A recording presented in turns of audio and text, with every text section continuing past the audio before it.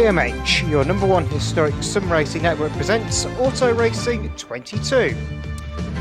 A very good evening to you all and welcome to the return of the Formula Ford BARC 1973 Championship following a few weeks hiatus for the summer break. We were last with you, of course, at the end of July. We are back again and it is now the start of September, so the autumn months will begin to roll in very, very shortly. But we return at one of the classic venues of British motor racing, Brands Hatch. Now, we've already been to Brands Hatch this year on the Indy circuit, which is the shorter configuration of the venue, but this time we are back on the longer circuit, the 2.4 mile Grand Prix circuit.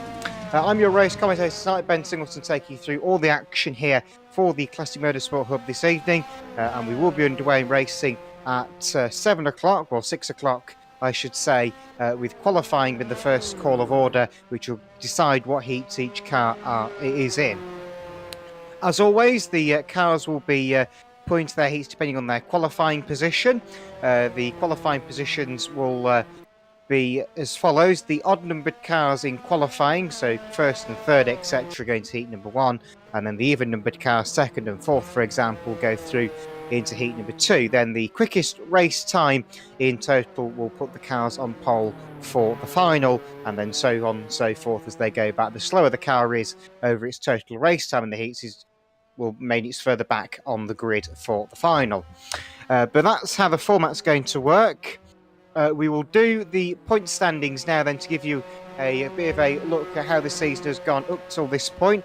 Pascal McCuller still leads the championship with 126 points and David Saber in second on 118. Joe Gillett is third on 81 points and Owen Potter is fourth on 62.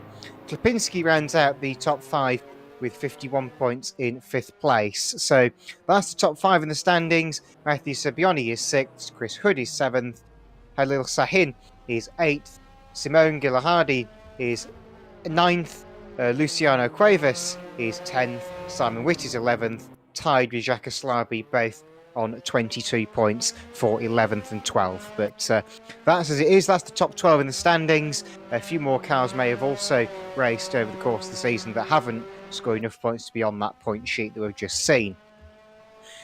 If we're able to, I'm sure we'll give you a quick look round at this venue as well. The track map, of course, will possibly be displayed, and there it is as if I planned it. This track is 12 turns. Well, it would, no, it's incorrect. So this track is 9 turns, rather. The track length is 2.4 miles in length. The heat race distance, I'm guessing, is right, with 8 lap heats and a 13 lap final. And of course, this track is the Grand Prix configuration of the shorter Brands Hatch circuit we saw earlier in the season. This, of course, is the layout that was used for the European Grand Prix and the British Grand Prix in years gone by in the 70s and the 80s. We've got a decent entry list of cars with us this evening as well, but at the moment it's not looking massively encouraging the amount of cars we have, but we'll try and give you an update as and when we have on how many cars we will have here this evening. We are currently still in the practice session waiting for qualifying to begin, and hopefully we are just moments away from starting. 12 cars confirmed on the entries today. We are just currently waiting for the final few stragglers to join us, as at the moment we are missing 2/3 of the field, unfortunately, but I'm sure they will turn up as and when we have them. Obviously, we've got the big names, of course, with us: Halil Sahin, Pascal McCuller, Matthew Sebbioni, the 3 big names that we've got so far, and also Christian Dahr, who made a one-off appearance before the summer break and is back for yet another one-off appearance tonight here at Brands Hatch.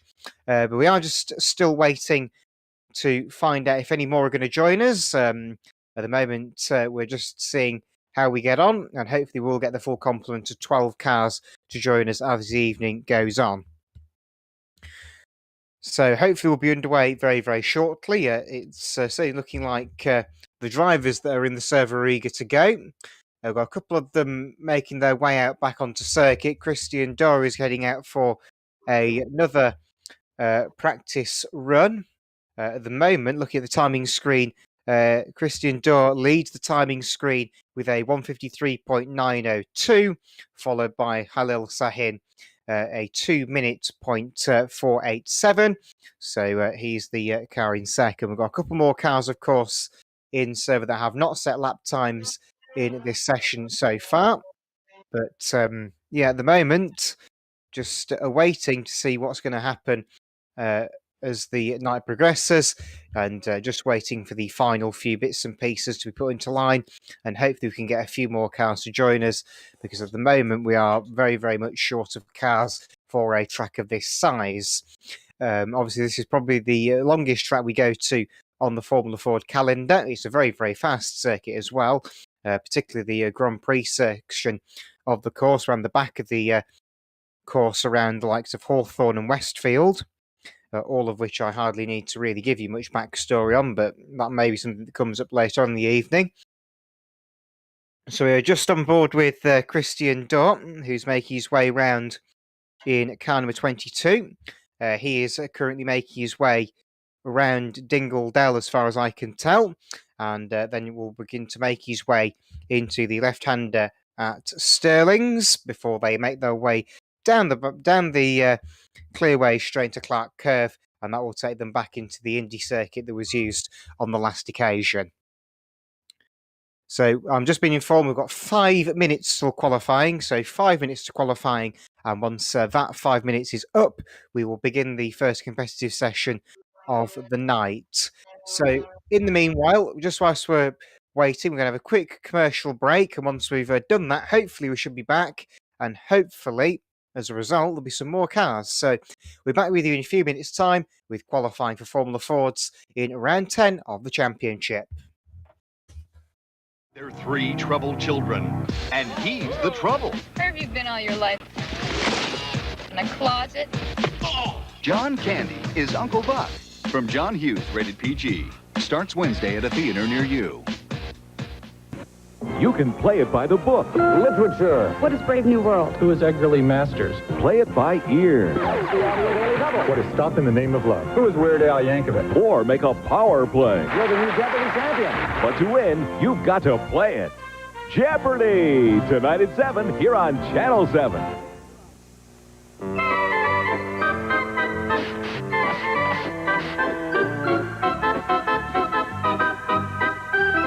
It's easy to see why people are switching to scrub-free bathroom cleaner. It cleans on contact. We put the lime juice in the Skittle, we are pleased to reveal. We put the orange juice in Skittles to give them more appeal. I say Skittles, I would like to introduce, I say Skittles. Now there's real fruit juice, we put the grape juice in the Skittle and the strawberry too. And the juice of the lemon, so you have yourself a few. Real fruit juice in Skittles, bite-sized candy Skittles. Taste the rainbow of fruit flavors, woo. Touchstone Pictures presents the oddest couple of all, Turner. You're in my house! And Hooch. Back off, Hooch! They've got different You friends, cannot spend the night! different tastes, Don't eat the car! an occasional difference of opinion, Are you aware of your drooling problem? but with a little patience and understanding, Oh, that's it! I'm getting my gun! they're certain to become attached to one another. He didn't even break the skin. This dog loves you, boy. Tom Hanks, Turner and Hooch, rated PG. Starts Friday, July 28th at a theater near you. My mouth has a terrible time waking up in the morning. Come on. You know why? Most cereals bore it to sleep, but not Quaker Natural cereal. My mouth gets a charge of whole grains, honey, almonds, raisins, a bunch of different textures, a blast of different tastes. That's Reveille, man. My mouth will never get back to sleep. Once you taste Quaker Natural, everything else is just cornflakes. And now there's softer, juicier raisins and dates. Ooh, I think my mouth is going to kiss me. A very warm welcome back to Brands Hatch for round 10 of the 1973 Formula Ford Championship presented by the Classic Motorsport Hub. So we are just moments away from qualifying, somewhere in the region of about a minute away from the start of our first competitive session of the evening here on this 2.4 mile Brands Hatch Grand Prix circuit. So obviously I've already explained the format before we went to an advert break, just to give us a bit of time just to sort out who's coming and who's not coming to tonight's race meeting.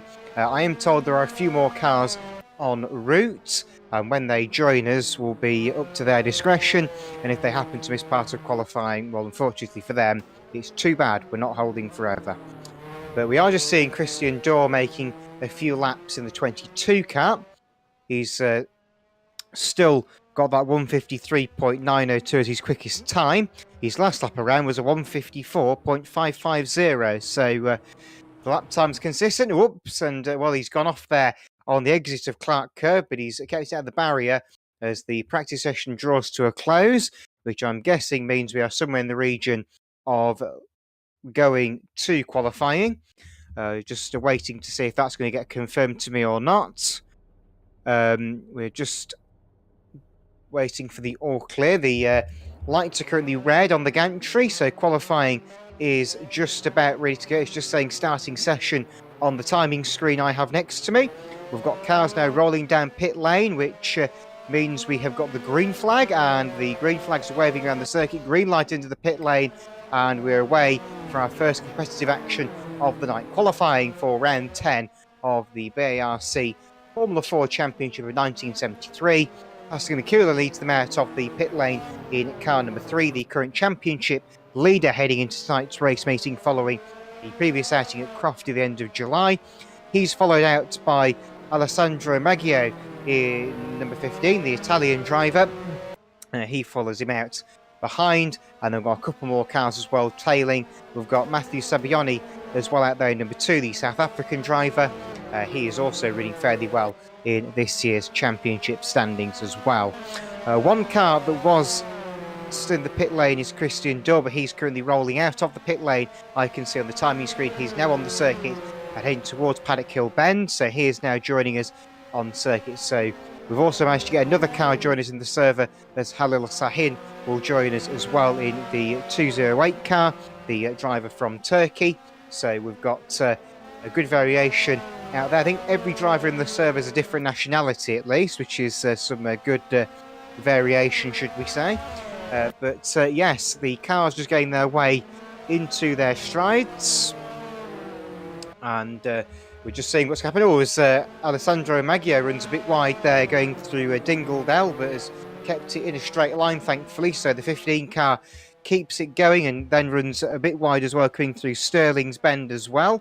And he's now just gone past McHugh, who pulled over to the side of the road just by the short shoot which connects the Indy circuit to the Grand Prix circuit.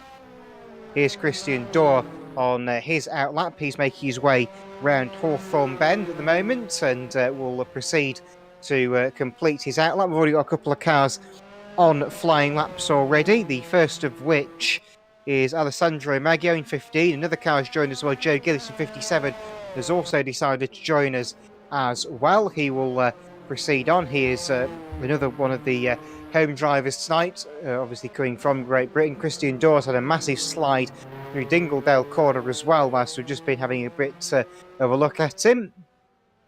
So he's already making his way down towards Clearways to start his first flying lap of the session. So currently, Alessandro Maggio is the only one that set a sector, 36.221 in the first sector for Alessandro this time. He's now got a car in front of him. He's got Joe Gillis in front of him, who's probably giving him a slipstream as they make their way over Pilgrim's Drop. He's now gone past him going into the corner at Hawthorne. But we've already had a car, by looks at it, that's gone off at the hairpin. Somebody's gone off at Druid's hairpin by looks at the tyre marks on the road, unfortunately. So already somebody coming to grief. So coming round, they've got another car going to start a flying lap. Halil Sahin in the 208 car also coming round to start his flying lap as well. He's coming across the timing line as we speak. Timing screen just attempting to update itself at this point in time as one car very briefly joined us and then left. So for a moment we had 7, but not for very much longer as it turns out. That was Frank Vleplanken who joined us, the Dutch driver, number 82. He will hopefully join us as the night progresses to take part in the racing. Still waiting for a lap to come in. We've got one car into time line now as Alessandro Maggio will go across the line and get his first lap of the night posted, a 1:53.836. He's the provisional pole sitter so far, but like I say, only one car has completed the lap so far, which obviously means that there'll be more to come. Next car should be Matthew Sebbioni, who will sail up Pascal Mikula in tow behind him. So the two STP livery cars running in convoy, as they have done in a fair few qualifying sessions this season. And they've now just swapped places. The fourth place car's gone and slowed down, gone back to the pits as Pascal Mikula goes across the line, goes second, a 1:55.884. Not quite sure what happened to Matthew Sebbioni there, as he seemed to just slow up there and head back to the pits. Obviously the lap either wasn't going the way he planned or the car broke down, one of the two. Either is possible. As you see Christian Dorr come through, he gets a 1:54.179 and jumps to second place. He immediately has a massive spin at Paddock Hill Bend, and oh goodness me, somehow Matthew Sebbioni managed to avoid that car there, as Chris Dorr had a huge moment going down Paddock Hill Bend. That was absolutely incredible, well held as well, I have to say. That was absolutely unbelievable. So that was a rather brown trouser moment, I think, at Paddock Hill Bend, and it probably won't be the first. It probably won't be the last one tonight. And it certainly probably isn't the first either, as I'm sure a couple of them have also met trouble in the practice session earlier on. In the meantime, Alessandro Maggio has managed to go quickest in the first two sectors, and he's absolutely flying around here as Halil Sahin comes across the line with a 2-minute 3.287 and goes into fifth position. And coming up to the start-finish line now is Maggio in the 15 car. Is he going to get the quickest lap of the day? Yes, he is. 1:51.964. So the lap time is beginning to tumble. Oh! Maggio stays fast. He's up and gone for an almighty spin. The Paddock Hill Bend. I only just saw the second half of that spin as I was looking at the timing screen, turned back and saw the car backwards. So that's the joys of having two monitors. You never know where to look. Here's Pascal Mikula coming out of clearways in a mighty sideways moment. Somehow avoids ending up down the pit lane. Coming up to the start and finish line is the number 3 car. Across the timing line he will go. And I believe that was a lap. Yes, it was. 1:54.340 for Mikula. He manages to make his way up into third place. Still 2.3 seconds off the pole time at the moment of Alessandro Maggio. This currently puts Pascal second position on the grid for heat number 2, given the fact he is the second of the odd numbered cars so far.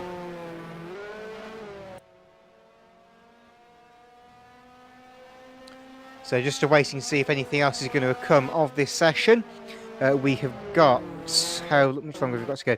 8 minutes of the session left to go at the moment, so we are slowly getting towards the second half of this one now for the Formula 4, as Joe Gillett has a lock-up at Clearways and almost pays the gravel trap a visit.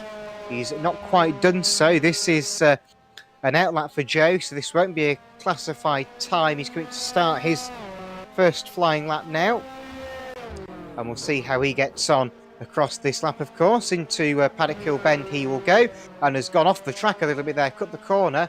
So whether the steward will have something to say about that will remain to find out. As we know, stewards love to give penalties out, don't they? It's their job at the end of the day. Halil Sahin has improved his lap time by about a second, now going for a 2-minute 2.620. He's completed 3 laps of the course, so he's done 1 out lap and 2 flying laps. Obviously, the lap times around this circuit very, very long, which is part of the reason why the race length is a lot shorter than tracks gone by. As we've got Frank Verplanken out on track now in 82. He's now going to try and set some form of competitive time. He's still got 6 3/4 minutes in to do so. As Pascal Mikula just sets his personal best lap of the day. And he goes for a 1:52.876. As off the road goes Joe Gillett and narrowly avoids the tyre barrier, thankfully, up at the right-hander of Hawthorne. He's managed to get himself back on the tarmac. And interestingly enough, I should also point out that Pascal Mikula's lap there is the best lap time recorded so far this week for a Lola T340 around this track. Alessandro Maggio holds the fastest time for a Merlin MK24. And then the Titan Mark 6, the quickest time for that is Christian Dorr a 153.049. There's a bit of statistics on the cars themselves for you. As you can see, Matthew Sabbioni having an almighty swapper there as they went through Dingledale. That may have been very much Dingledoe maybe after that one, but he's kept it on the track at least. And he makes his way to the Dunlop Bridge towards the right-hander at Clark Curve, where you can see some sort of an almighty lock-up on the way into the corner, going down the clearway straight into Clark Curve. As Joe Gillett sets his personal best lap time of the day, of the session rather, a 2 minute 7.356, which for Joe is not what I would call rapid. And around at Paddock Hill Bend has gone Matthew Sabbioni in a very lazy spin onto the centre green there, paying the Rallycross circuit a visit, I think, as Joe Gillett makes his way down Graham Hill Bend and onto the Cooper Straight in almighty sideways moment again. So a lot of these cars, if they're clipping the curbs, are getting very, very badly unsettled, which obviously, with them being so light, these cars don't take a lot to be thrown off their course. He's making his way up the hill to Pilgrim's Drop, down towards Hawthorne Hill and Hawthorne Bend. Of course, going down the dip into the right-hander, very, very fast part of the course is Hawthorne Bend. Of course, named after the legendary Mike Hawthorne, a star motorcycle and car racer here in the United Kingdom. Of course, even as a series named after him these days here in the UK, the Hawthorne Trophy, which is a series open to Mark 1 and Mark 2 Jaguars, believe it or not.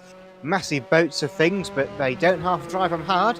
They made an appearance at Mallory Park back in May as part of the Classic and Modern Motorsport Festival, of course, but sadly only 5 of them turned up, soon reduced after 2 major accidents in the first race of the day for them. But that's the joys of Classic Jaguars. They handle like boats, and when they crash, they go big star. But back to Formula Ford. Joe Gillett coming out to completion the lap. This should be a vastly improved time, looking at the performance he's had on this lap in the background. Across the line he comes. Waiting for the timing screen to show us 155.755. He jumps up into 4th place. This looks good. Christian Dorr and Frank Verplanken have almost met pathways going into the right-hander at Hawthorne, but they have now survived it and they will proceed on with fairly little in the way of problems. So Christian Dorr is currently sitting in 3rd place on the time screen. Has gone faster than his previous time in the first sector. In the meantime, I can say that Pascal McCullough has gone quicker with a 152.876, which I may have already mentioned before, but I just thought I'd reiterate it, as Leonard did mention it. It was disturbed by a car having an off, as you can probably understand at Brands Hatch. There isn't many events where cars don't go off at Brands Hatch. Into the final corner at Clark Curve comes Christian Dorr in number 22. Run up to the start and finish line. He will come in his Titan Mark 6.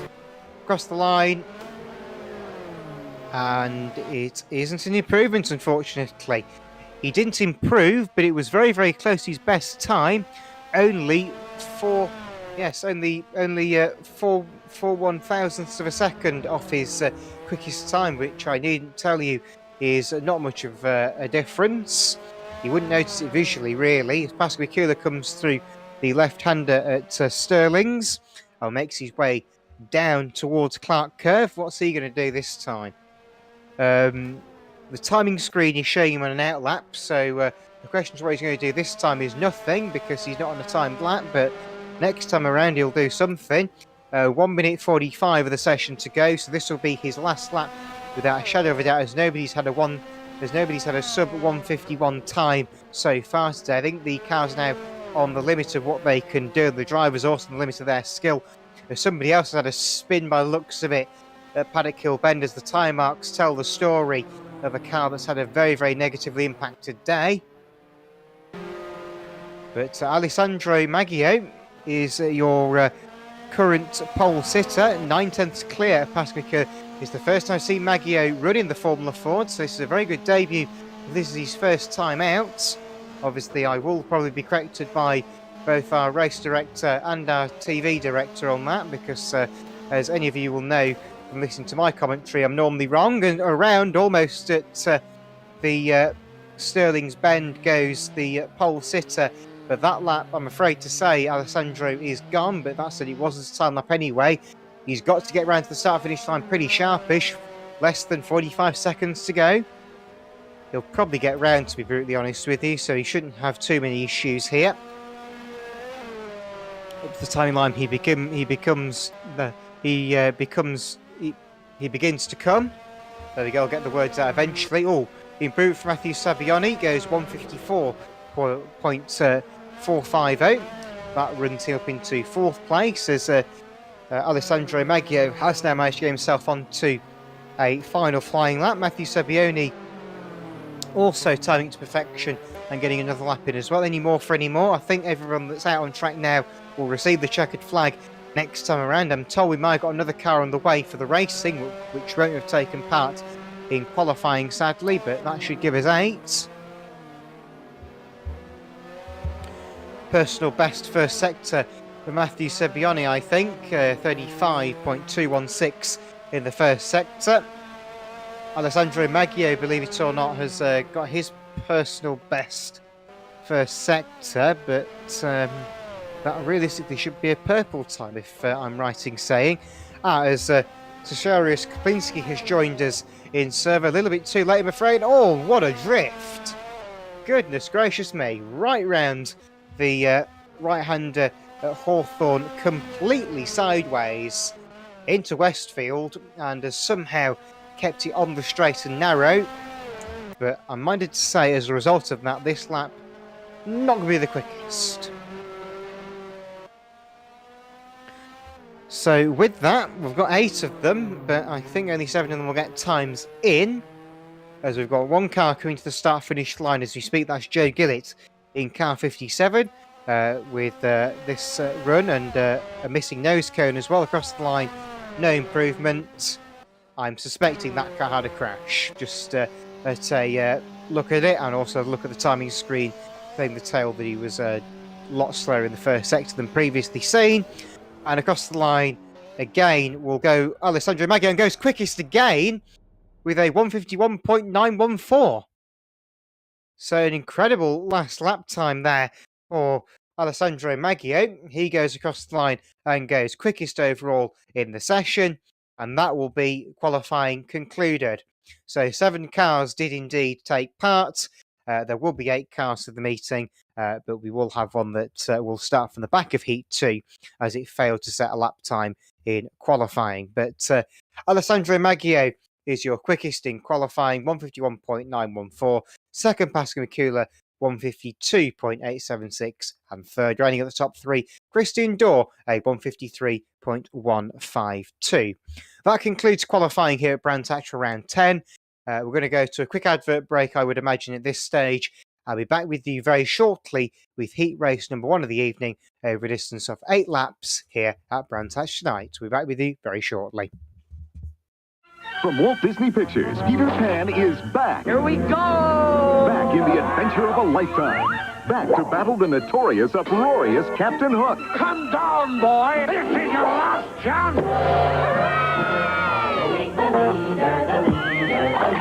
It's the story of the boy who never grew up in a movie you'll never forget. Only in theaters, it's Walt Disney's classic, Peter Pan, rated G. Now playing at a theater near you. Check newspapers for showtimes. This young man may not look like a Hollywood star, but he is. Now, on the next Entertainment Tonight, we've got the inside story about a courageous actor who's conquered overwhelming odds to make television history. His name is Christopher Burke.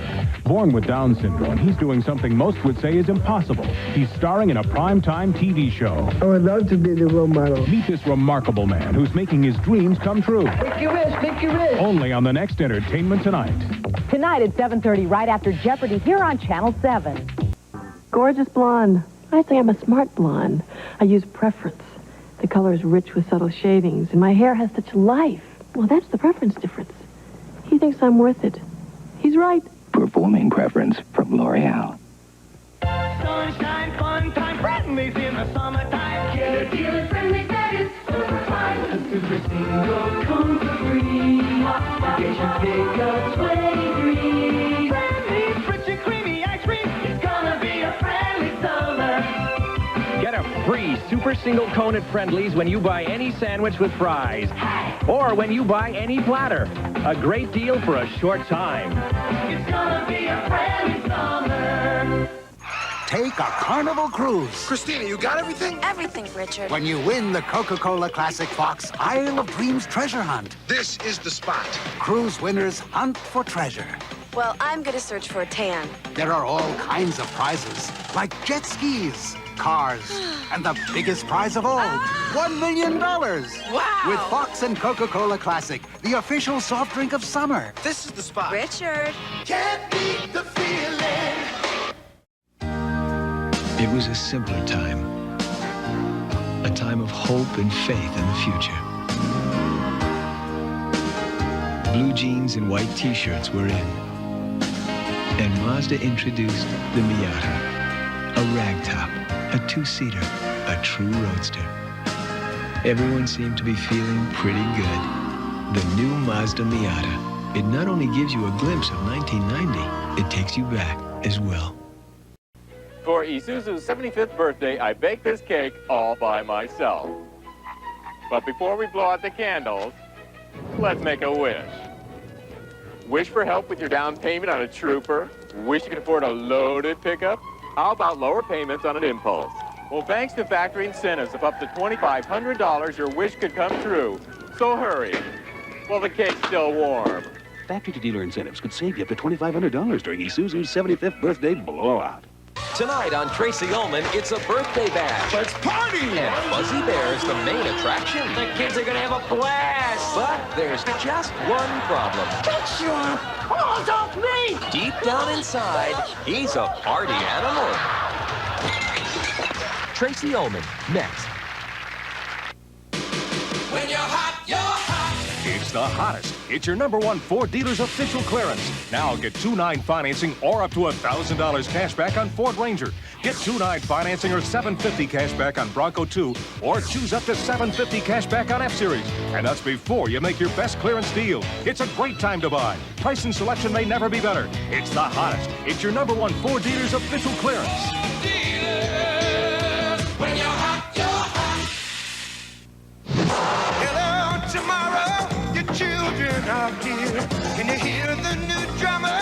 The future is clear. A generation of change, a generation of song, a generation of laughter coming on strong.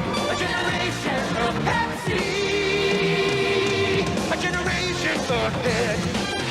Save over $15 with offers on specially marked Pepsi and Diet Pepsi 12-pack. Supplies are limited, so hurry to your store today. So, welcome back to Brands Hatch, here for the 10th round of the 1973 British Automobile Racing Club Formula 4 Championship. We are just moments away from heat number 1 of the evening. There should be 4 cars out on track in this one. We've got Alexandro Maggio, Christian Dorr, Joe Gillett, and Frank Verplanken, who will be the 4 victims for this race. I know I could have put that nicer, but why the hell not? But we are now ready to go racing, I think, just in a few moments' time. The clock is just counting down to the end of the warm-up session. 1-0. Right, hopefully they should be going now. We'll find out. So I think we're just waiting to get the final few moments put into line. So I should point out we should have 2 sets of 4 cars for this one, but I am being informed that in heat number 2, any cars that arrive late will be allowed into heat race number 2. So there may be a few additions to the lineup in heat number 2. We'll give them to you as and when we have them. Not that anyone, of course, keeps notes in the programme like they would in real life, but we will keep you up to date nonetheless, as that's sort of my job to do so. So we are just awaiting the final few preparations to be made here for this first race of the evening. and hopefully room for a very, very lively exchange. I mean, the last Brands Hatch outing was something of a lottery here on the Indy circuit, so the Grand Prix circuit, with it being twice as long, with twice as many corners, should prove just as lively, if not even more, in fact, as I can certainly see sort of the likes of Westfield and Dingledale being placed to catch people out. And Stirling's, believe it or not, is a very, very common place for cars to run wide and have moments at.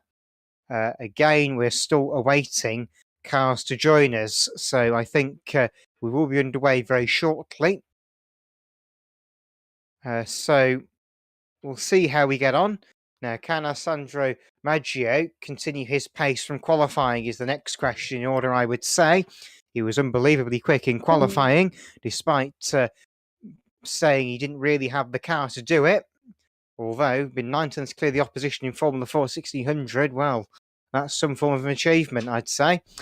We are now just about set. I think the session has is just about set to go. We are just waiting for cars to line up on the grid. At the moment, we are somewhat optimistic. There we go. We've got cars on the grid, so we are now ready to go racing. Okay, that's fine. So just been informed that the grid wasn't quite formed up properly on the last occasion, so they just had to do it over again. But the lights are now out. We are underway in racing here at Brands Hatch for the first time tonight. We've got a bit off guard by that start, but we're off anyway. At least the drivers weren't caught off guard. So Maggio will lead into Paddock Kilbane for the first time, for the first of 8 laps of racing of this Brands Hatch Grand Prix course, as the field has already more or less spread out. But Christian Dorr has got some immense pressure coming up already from Joe Gillett in car 57. They may decide to exchange a few positions as the race proceeds. But Maggio is away and gone clear at the time being. Planken has sadly dropped off the back of the grid a little bit in the early stages, but hopefully he can make the ground up as the race goes on. More cars will make mistakes, I can guarantee you, over the course of the evening, as is always the way with Formula Ford. So with that, the first half of the lap is complete as they make their way up towards the fast right-hander of Hawthorne Bend, and down the inside comes Joe Gillett on the inside of Christian Dorr, who slams the door in his face. And I'm afraid to say already, folks, we've lost one. So Frank Planken has gone already. Quite the happenings of how that car has gone, I'm not sure. As Christian Dorr has had an almighty slide going through, I think that was through Westfield, it was indeed, as he will now have Joe Gillett trying to pressure him on the inside as they make their way into Dingledale for the first time. And Christian Dorr had yet another large bout of oversteer. Joe Gillett will still remain running in third place as they make their way down the clearway straight towards Clark Curve for the first time, asking to complete the first lap of the race. And it still remains that Alessandro Maggio is still your race leader. He will come across the line and complete lap 1. We'll just see what lap time they got, interestingly, for that first lap. 158.590. But do remember they did have a standing start, so unlike the other laps they've had where they've had the build-up of the previous lap, they've not had such luxury on the first lap of this race. But Joe Gillett and Christian Dorr still well and truly stuck together, and they just about managed to avoid each other heading into the hairpin Druids that time. A corner that we've not really mentioned a huge amount today, with it not being the Indy circuit. It's not really one of the big talking points of the circuit. So Christian Dorr will proceed to chase the race leader, but it's not looking particularly good for him. He had a really compromised run there through Surtees, which sadly has lost him some time to the race leader.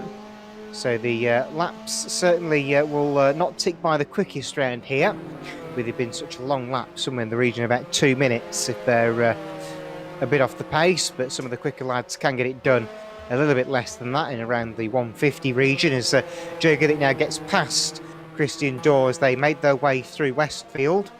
So he is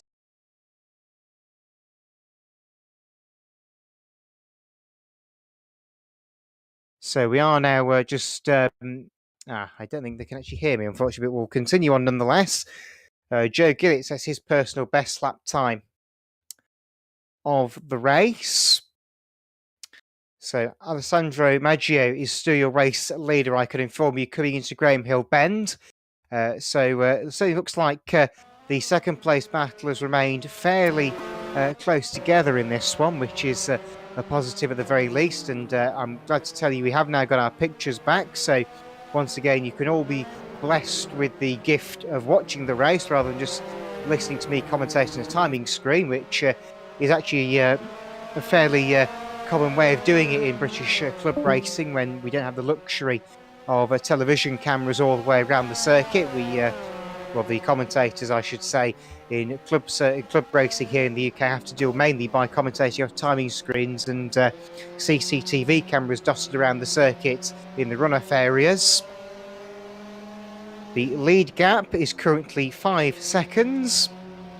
Christian Dorr, second place, currently a second in front of Joe Gillett, who's just run wide. Of course, if this was Formula 1, that means that Joe Gillett would just be outside the DRS range. Of course, you don't have DRS in Formula 4. We don't need it because they can race well enough without the assistance of aerodynamics. But with that, Joe Gillett's mistake has dropped him off the back of Christian Dorr, I'm afraid to say, which means that the second place battle is nowhere near as close as it once was, as they make their way through Clark Curve. And to the start-finish line comes leader Alessandro Maggio. Across the line he comes 153.13, so 2 seconds off his best lap thus far in this race. Personal best laps for both Christian Dorr and Joe Gillett, despite Joe Gillett having a minor off going through Dingledale, which I would have imagined would have cost him some rather valuable seconds. Joe Gillett's lost him and gone wide at Druids. He has saved it. He did avoid the grass, so all is well. He's been able to continue racing with no major upsets or effects. But that has meant that Christian Dorr has lost him a little bit more now, should we say, as Dorr has somewhat run away in the sunset and has left Joe Gillett behind.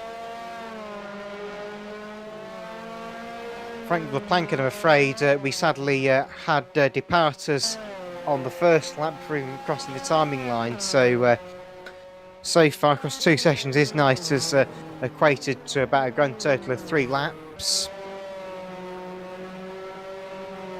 But Alessandro Maggio has got very little in the way of challenge in this race. Not bad considering, as I say, in qualifying he was claiming the car was too slow. But yet been 9 tenths quicker than the opposition. I would beg to differ on that case. But he's away and gone, I think it's fair to say, at this stage. And I've just been informed. I think Frank Plank had an accident down at the left-hander of Surtees. I think the car went off and hit the barrier, unfortunately, which, if any of you know, open-wheeled cars do not particularly appreciate being thrown at tyre barriers, as the tyre barriers tend to win the battle. The only things that really win battles with tyre barriers are the trucks, but we don't have we don't have trucks here at the Classic Motorsport Hub, although it would be an interesting concept. But down through Paddock Hill Bend has gone our race leader, still extending his lead up to 8.8 seconds at the peak there as they made their way through the first sector. Christian Dorr still in the chase, and Joe Gillett's locked up again at Druids, this time not quite as spectacularly as the previous run, as we make our way through the left-hander now at Graham Hill Bend. Of course, famous name is Graham Hill, both in motorcycle racing and indeed Formula 1, Formula 2, etc. And of course the father of Damon Hill, who won the World Championship in Formula 1 in, I believe, 1996. I'm prepared to be corrected on that, as I normally am. Of course, that created the famous line from Murray Walker, "If I've got to stop, I've got a lump in my throat." So coming through then, Christian Dorr has still managed to bridge the gap to Joe Gillett, but Alessandro Maggio is long since gone, so I think he will be very unlikely to be challenged in this particular encounter. We will be at half distance, well, we will have completed half distance rather at the next available stage. There will be 4 laps gone, 4 to go. So that leaves us open to another Murray Walker phrase that will be coming very shortly. Joe Gillett has attempted to catch Christian during that final sector, and I believe has done so. You think he's gained about half a second on him, which is a positive, as across the line comes Alessandro Maggio. So just to fill the gap, with half the race gone, there is still half the race left to go. I know, amazing logic, isn't it? But with that, we'll see what happens in the second half of this race, see if it gets a bit more lively than the first half. Of course, it is not too untoward for race leaders to have issues in this formula. We've seen it before, and we will see it again, I'm sure. Paddock Hill Bend was a major choking point for many of the drivers on the previous adventure to the Brands Hatch circuit. And, of course, tonight has proved the point. And Christian Dorr has the mother of all slides going through Graham Hill Bend there, which was quite a big moment indeed. So I'm just trying to work out what lap we're on here. I am on my timing screen says we've completed lap 5, so we are on lap 6 in fact. So at least somebody has paid attention to the laps. Our director of the cameras is paying attention to the laps better than I am, clearly. But I did just see there at the back of shot, we did have a car go off. Joe Gillett had a moment in the back of shot, but that has cost him even more ground. The gap between the second and third place cars is now 4 seconds. The leader is 11.3 seconds up the road, so the chances of him being seen by anybody again in this race highly unlikely. I will say one thing though, these three will have set some pretty quick race times, and what they would have done if Christian Dorr hadn't done that. He somehow didn't go for a spin. That was very well held, I have to say, there from Christian Dorr, the French driver. Under the Dunlop Bridge he comes. Joe Gillett still in the background of shots in third, still doing the goods in his machine. Oh, purple lap, fastest lap for the 15 car of Alessandro Maggio, 1:51.21. Another very, very rapid lap time indeed on that occasion. So Christian Dorr still running second. We've got 6 of the 8 laps in the books on lap number 7. So we've 1 lap to go this time around. So 1 lap to go this time around for the race leader. And in fact, for that matter, the entire field, as they're all on the lead laps still. It would be a bit difficult to get lapped in a 3-car race, I have to be honest with you. But Christian Dorr really chucking that car around like a child's toy. It's really sticking to the track rather nicely, that Titan, which has actually currently got a quicker lap time than the Lolas have got here this evening, which is a very, very rare sight indeed. The Lolas are normally the cars on the top of the standings. Of course, Lola may be more famous for the Can-Am cars that have now become known as the Thundersport series here in the UK, which is a championship run by the Historic Sports Car Club, which basically, if you look at it on the can, is basically anything that's got a big noisy engine that the local residents won't appreciate being run. But nonetheless, they're very spectacular indeed. So making their way now in towards Clark Curve is the race lead. You'll see him appear under the Dunlop Bridge very shortly if you're down at Clearways, and also at Clark Curve for that matter. Here he comes into Clearways for the penultimate time, or Clark Curve as it would be rather. He's through there nice and safely. So the 1 lap board at the ready for him from the pit wall and the starting gantry. Through goes the race leader in the Merlin, the Mark 24. Oh, dearie me,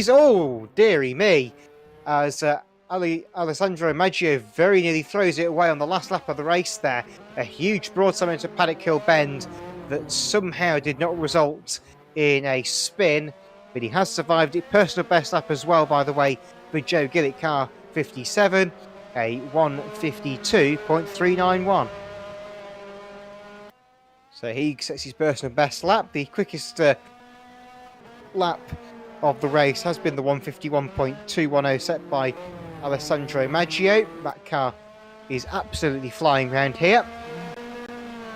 And I think the split time of 12.3 seconds to the next nearest challenger says it all, really, doesn't it? So Maggio coming up towards Hawthorne Bend for the final time. Then onto the short chute of the Derek Minter Straight before making their way into Westfield. Through Westfield, okay. Round the sweeping Dingledale before they reach Dingledale Corner, which is a tightening radius right-hander, which will catch you at if you do not treat it with the respect it deserves. Then hard braking zone, throw it into the left-hander at Stirling's, and then it's just a straight run down towards Clark Curve, and the conclusion of the lap, the conclusion of the race, and the end of this second session of the evening. So here he comes then, Alessandro Maggio, led from flag to flag, nobody's overtaking him, no one's even seen him since lap 2, check flag at the ready, up and down on the 15 car of Alessandro Maggio. He takes the checkered flag and wins our first race of the evening. Second place will be Christian Dorr in number 22. Here he comes to the start-finish line. The marshal better have the checkered flag in hand again. Across the line he comes.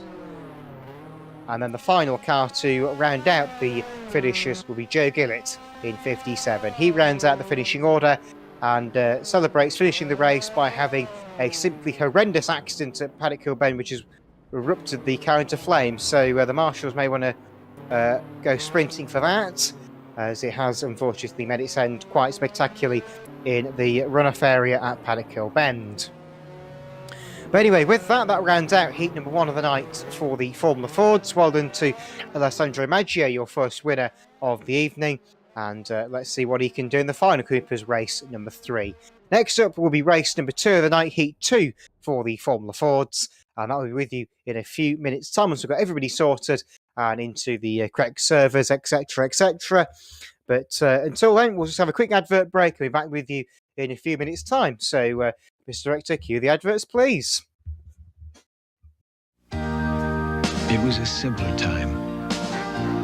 A time of hope and faith in the future. Blue jeans and white t-shirts were in. And Mazda introduced the Miata. A ragtop, a two-seater, a true roadster. Everyone seemed to be feeling pretty good. The new Mazda Miata. It not only gives you a glimpse of 1990, it takes you back as well. For Isuzu's 75th birthday, I baked this cake all by myself. But before we blow out the candles, let's make a wish. Wish for help with your down payment on a Trooper? Wish you could afford a loaded pickup? How about lower payments on an Impulse? Well, thanks to factory incentives of up to $2,500, your wish could come true. So hurry. Well, the cake's still warm. Factory-to-dealer incentives could save you up to $2,500 during Isuzu's 75th birthday blowout. Tonight on Tracy Ullman, it's a birthday bash. Let's party! And Fuzzy Bear's the main attraction. The kids are gonna have a blast! But there's just one problem. That's Sean! Oh, don't me! Deep down inside, he's a party animal. Tracy Ullman, next. When you're hot, you're hot! It's the hottest. It's your #1 Ford dealer's official clearance. Now get 2.9 financing or up to $1,000 cash back on Ford Ranger. Get 2.9 financing or $750 cash back on Bronco 2, or choose up to $750 cash back on F-Series. And that's before you make your best clearance deal. It's a great time to buy. Price and selection may never be better. It's the hottest. It's your #1 Ford dealer's official clearance. When you're hot, you're hot! Hello, tomorrow, your children are here. Can you hear the new drummer? The future is clear. A generation of change, a generation of song, a generation of laughter coming on strong, a generation of Pepsi, a generation of Save over $15 with offers on specially marked Pepsi and Diet Pepsi 12-pack. Supplies are limited, so hurry to your store today. So, very warm welcome once again back to Brands Hatch for part number 3 of the evening. This is heat race number 2 time for round 10 of the 1973 Formula Ford Championship. as brought to you by the Classic Motorsport Hub in 2022. Right, so we are just about ready, I would imagine, to go racing. I think we've got everybody in the server that we need. And, well, we've got a couple of extras to find as well. We've got, I think we've got 2 cars I don't remember seeing out earlier on. So we are actually going to be up to 10 cars to the final. So that's always a positive. And this means we've got 6 cars for this heat race. So I do feel a bit bad for the drivers in this race because they've ended up on a bit of a back foot, I'm afraid. Simone Gillihardy is one of the additions to the entry list in the Castrol liveried number 340 car. And then we've got Klapinski as well in 53, who also I don't think was out in qualifying. And Krachachavi, in fact, is out there as well in 32. So, yes, a few additions to the lineup I wasn't expecting to see. Okay, just been confirmed that Krachachivli and Simone Gillihardy, are the latecomers. And once again, I apologise for any of my pronunciations in this broadcast. You should all know by now if you've watched all of these broadcasts that, my pronunciation of overseas names is not ideal. But being a Yorkshireman, we all have the theory if it's outside Yorkshire, it's not worth visiting. And that's a rule I've somewhat stuck to because I don't travel abroad. But we are now waiting for the final few minutes to prepare before we get racing in heat number 2 with what should be a much more lively affair with a few extra cars on circuit. And a 10-car final certainly is going to be worth a watch, I would say. So we've just got a few cars, obviously, that we want to get a few laps in. Oops! Well, that's one way to get your lap in. As the 32 car goes for a large spin down at Graham Hill Bend. That's our first spin of the night at Graham Hill Bend that I'm aware of. And hopefully that's not going to be a recurring theme in the racing, because a few drivers could be having some rather short-lived races if that's the case. And well, it looks like, Jiri Kachavi is certainly having a few issues with the handling of that car. Like I say, I will try and get the pronunciation of that name right come the end of the night, but no promises I'll get it right. So we are just waiting to see if we are ready to go. We will get underway as quickly as we can.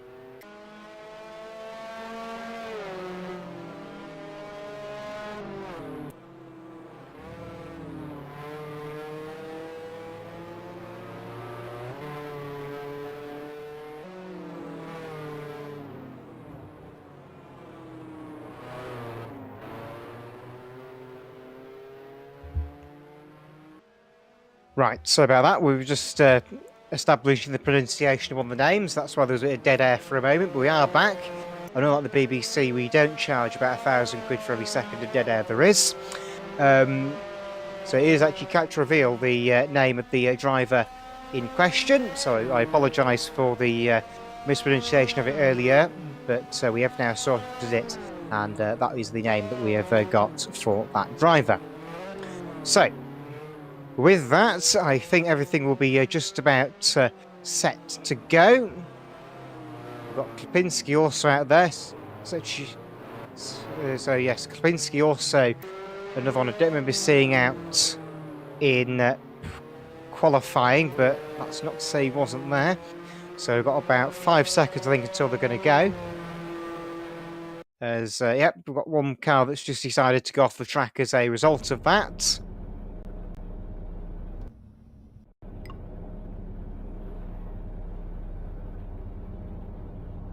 So the car's down the starting line, waiting for the all clear from race control. And let's see if I can get the start this time without being caught out. So Pascal Mikulak will start on pole position in car number 3, as he was the quickest car in the, he was the second quickest car in qualifying, I should say. So waiting for the all clear for this one. Formula Ford heat number 2, and away we go. The 2STP Lolas will lead them away as they make their way down towards Graham Paddock Hill Bend for the first time. Rather, got 2 cars at the back, very slow away unfortunately, but they managed to survive it. Matthew Sebbione going for the lead early doors. He's chucking it down the inside of Pascal McCula. Last lay breakers into Druid's hairpin. Is it going to work? Yep, Sebione's gone through, lock up behind, as well as the 4th place car of Halil Sahin went a little bit wide there and just managed to survive it, and has certainly managed to get the goods in that. Well, with that, Matthew Sabbione will then fall into first place rather, with Pascal McCula down to 2nd, and then it's going to be Klipinski up into the 3rd position in his number 53 car, the blue and yellow machine. So everybody is now just getting themselves settled down into their striders. Pascal McCula looks for retaliation around that, so Sebbione as they go into the right-hander at Hawthorne, and he's swept around the outside with the greatest of ease. I say that, but it probably wasn't the greatest of ease. It was a bit of a hang-on tight moment and just try and survive it. Sebbione has decided he's going to try and retaliate back at McCula. These two could swap places a fair few times in this race. Here they come into Dingledale, and they've somehow not collided yet, and we seem to have lost Sebbione. He's dropped back, and Klipinski has got him in his sight lines. We've got a car off. I should also point out at the back of the grid we have lost somebody into the runoff area at that looks to be down at Hawthorne. They have managed to get themselves out of the way, so they're back in the pit lane, but we're 1 car down already as Catritrivi has gone, and another car has also just departed us by the looks of it as well. Where has Matthew Sabbione gone? The cars have disappeared, and Pascal McCula inherits the race lead. Klipinski is in 2nd place now, with the mysterious disappearance of Matthew Sabbione's car that still hasn't come through. So I suspect Matthew Sabbione may have disconnected, unfortunately. So it looks like he's gone. So that means we're down to 4. As Halil Sahin has locked up and gone straight on. Druids has kept it out of the grass at least. And with that, the race will probably settle down into a slightly more tame format, with everybody finding their own section of track at this stage to deal with. Which unfortunately is something we do try and avoid, but obviously it's not always possible to keep the cars as compact as we would have liked with a smaller entry of cars that we unfortunately often have.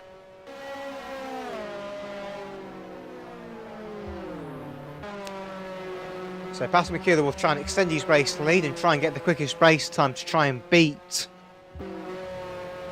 the provisional pole sitter's time from Heat 1, which of course could be hard to do, as the previous race was a very, very quick race pace with no real mistakes or errors to be of noted.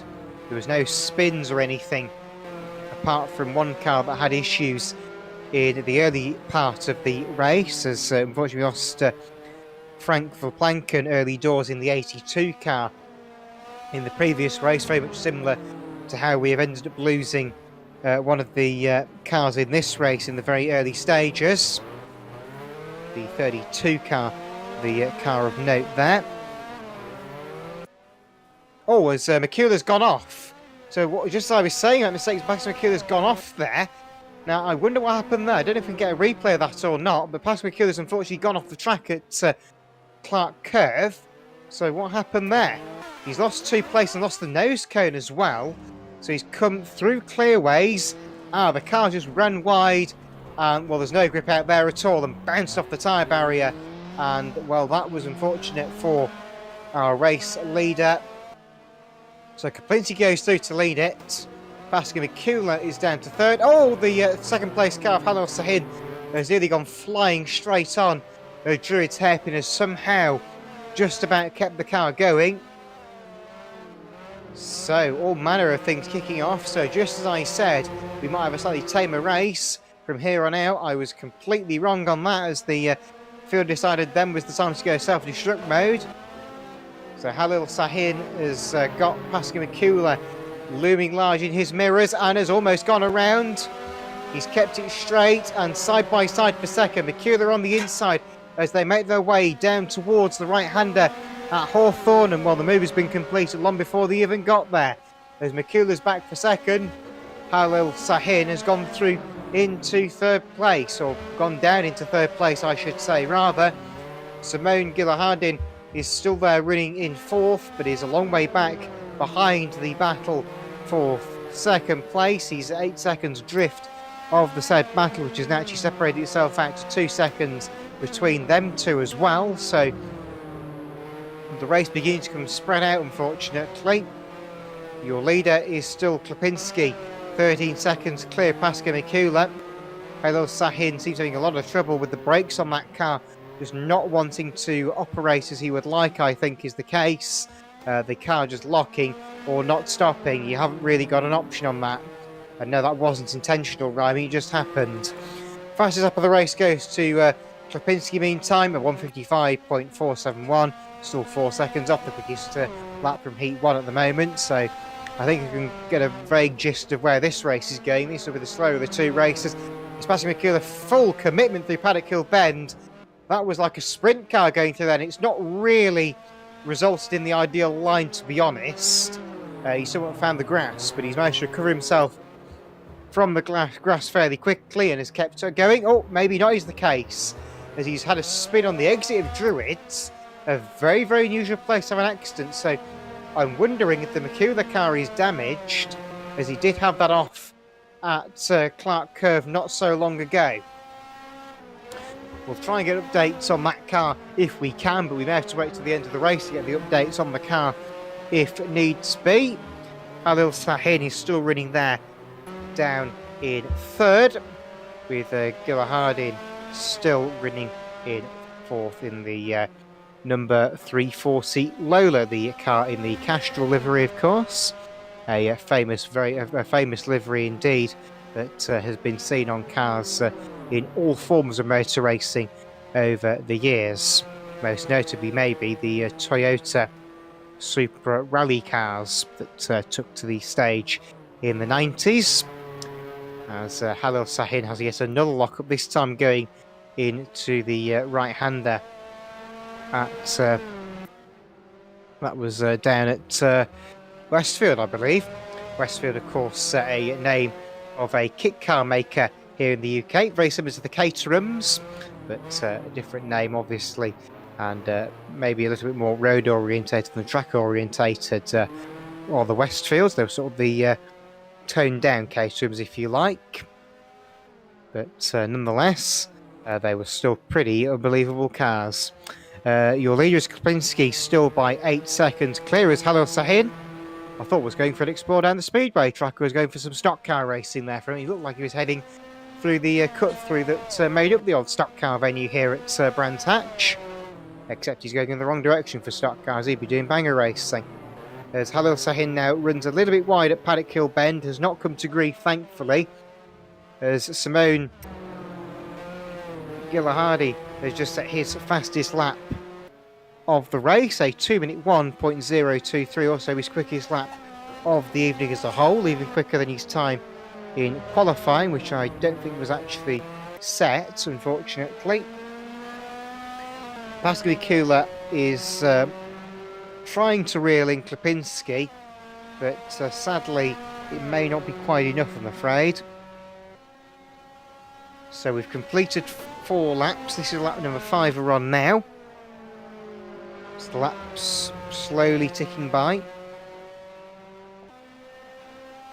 And hopefully this race will hopefully get livened up later on, but I'm looking at the mini-map now, and at the moment it's not looking like they're really going to be able to close up very much at this stage. They're all on the Grand Prix side of the circuit now, but they've got big gaps between them. The gap between first and fourth, which is first and last, is 32 seconds. The gaps in between are not really dropping below 6 seconds, really. So it looks like we are just having a slightly tamer conclusion to Formula Ford Heat 2. With the drivers saving it all for the final. as Klipinski goes across the line and sets a 154.542. And that's just immediately been topped by a 152.773 for Pascal Michaelis. The gap has come down. If the timing screen is not telling fibs, that's come down by 2 seconds on that lap. Just for the information for you, the fastest lap of the entire day so far has been a 151.210 that we saw in the previous race set by Alessandro Maggio. Everybody's now setting their personal best laps as the cars are breaking into their stride and the track is rubbering in. In the famous words of Nick Kershaw, nothing's going to break my stride, which is clearly what the drivers are hearing right now if they're saying the lap times they are. So still we're about 1.5 seconds adrift of the quickest lap time from Heat 1, which is to be expected as the leader was not really the car we expected to be leading, and the car in second is certainly sustained some damage after a couple of excursions with the scenery. So there'll be 2 laps to go this time around for your race leader. Into the left-hander goes Klipinski in the 53 car. And that is a very smartly presented car indeed, the blue and yellow livery. Round he comes at Clark Curve in towards the start and finish line. Up to the timeline. What lap time is he going to get this time, I wonder? Now this is when having the time screen is a massive help, because I can analyse lap times if there's not a lot going on.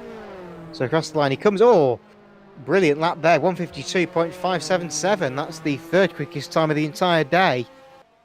Just about, and Pascal Michaelis comes across the line and says, no you don't, 152.145. So the battle is not on track, it's on the who can get the fastest lap of the day award, I think. And the lap time's tumbling down and down as the race progresses. Of course, the next time they come across the line, they'll be starting their final lap of the race, where you would expect maybe some quicker lap times to come in with a lighter fuel load. Of course, tyre wear is a big concern. The lead gap down to around 5 seconds now, 4 seconds maybe. No, it's settling around 5 seconds at this stage. So things certainly going a little bit better for Pascal Michaelis in the second half of the race compared to the first. But Klipinski has seen very little in the way of challenge since Pascal Michaelis' greeting with the tyre barrier. And quite what we're going to see later on in the final is a bit of an unknown, as we've got some pretty quick cars out there that are very closely matched on lap times, which could lead to some entertainment as the night goes on. There's 4 cars in the 152 region, ranging from cars 2nd down to 5th on the overall best laps of the week, which is almost been counted as best laps of the day. I think there's been many cars doing practice on the build-up to this week's race meeting. Anyway, the final lap has just begun as the leader goes across the timing line for the penultimate time to start the final lap of the race in towards Paddock Hill Bend, and that's another quickest lap for Pascal Michaelis, 151.445. So he's finally broken that 152 barrier and is now just 0.3 of a second off Alessandro Maggio's quickest time from heat race number 1 that we saw a few moments ago.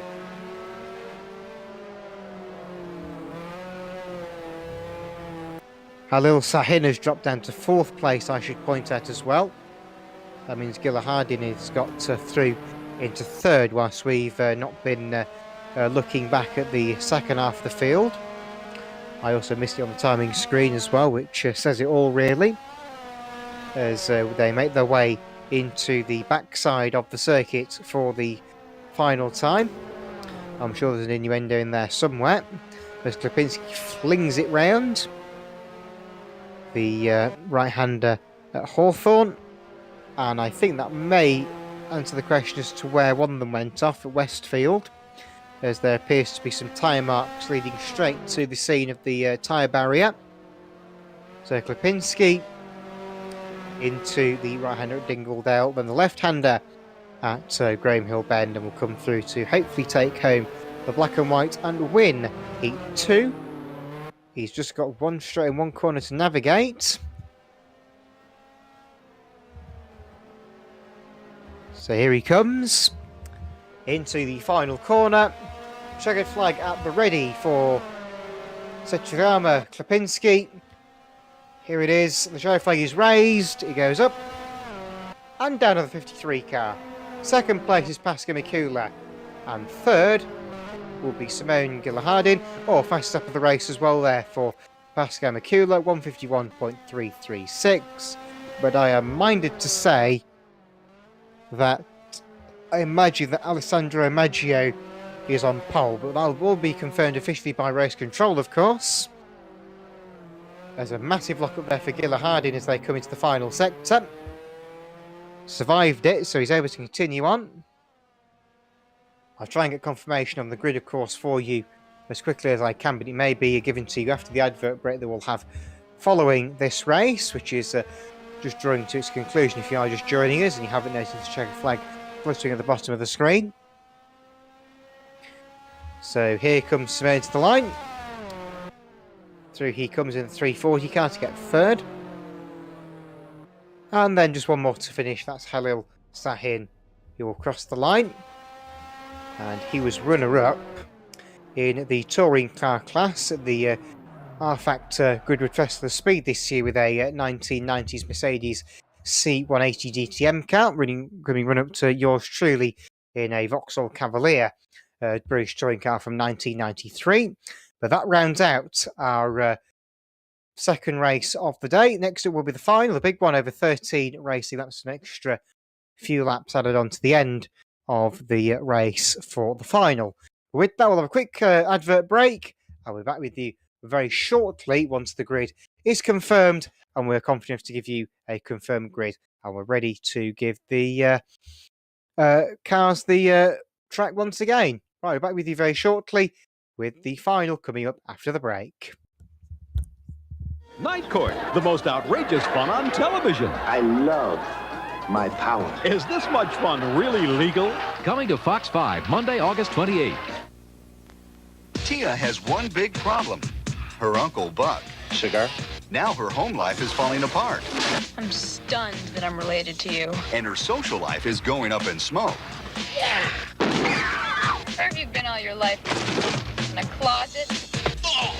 John Candy. I'm Anita Borgar. I'm Buck Melanoma. Molly Russell's wart. Is Uncle Buck from John Hughes, rated PG. Starts Wednesday at a theater near you. Extra, extra! Kentucky Fried Chicken introduces new extra tasty crispy. Millions cross the road to try it. Dateline, Duluth. Man devours 47 pieces, asks for more. More! Through and through flavor captivates the country. Tastier. Great chicken. Extraordinary. Only Kentucky Fried Chicken has it, and the demand is astounding. Extra, extra, new extra tasty crispy. It's a whole new reason to cross the road to Kentucky Fried Chicken. I understand that some of you don't think about taking Roy Rogers' chicken home for dinner. Well, why am I here every night? Why's all this chicken here? I could be out playing golf. So listen now, it's chicken month at Roy's. You hear? Chicken month. You buy a 16 or 20-piece bucket, I'm going to give you this picnic bag free. Hot and delicious chicken, free picnic bag. Come on, give him the card. Roy's Chicken Month. Get a free... Ice cream is very good, but ice cream with the rich, delicious taste of Hershey's chocolate syrup is even better. Hershey's syrup makes good things even better. What do these breath mints have that tic-tac-toe? More zip? Nah. More pleasure? Uh-uh. Oh, I remember. More calories. I knew there was something.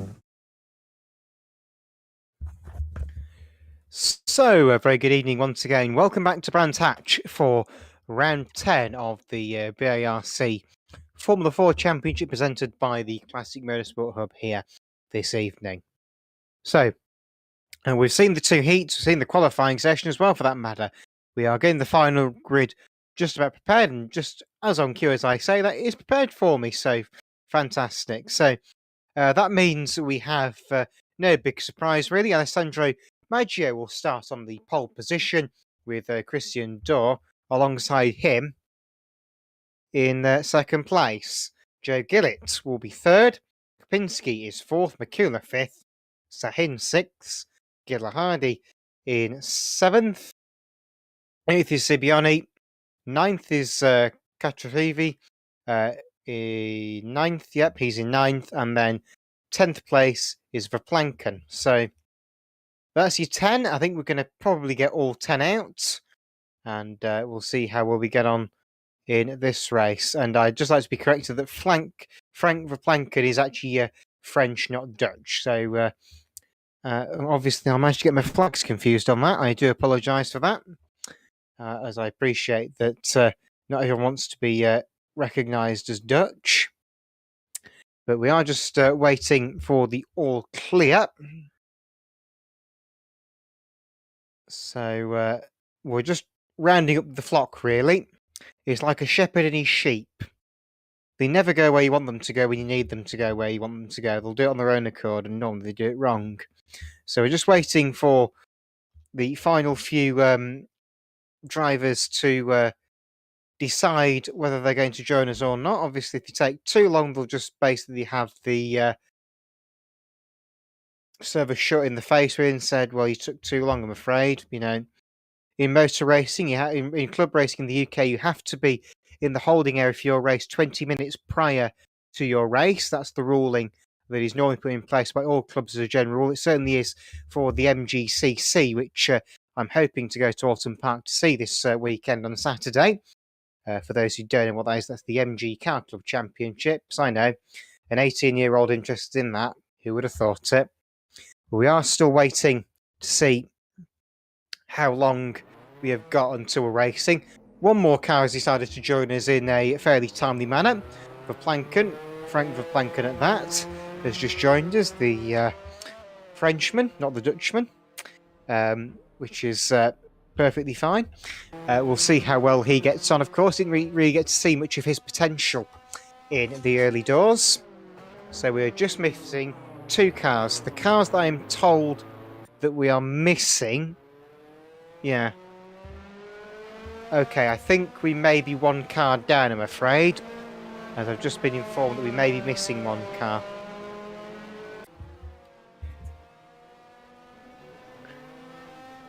And we're just waiting to see how we're going to get on. And obviously our director has never heard of a job that isn't 9 to 5, clearly.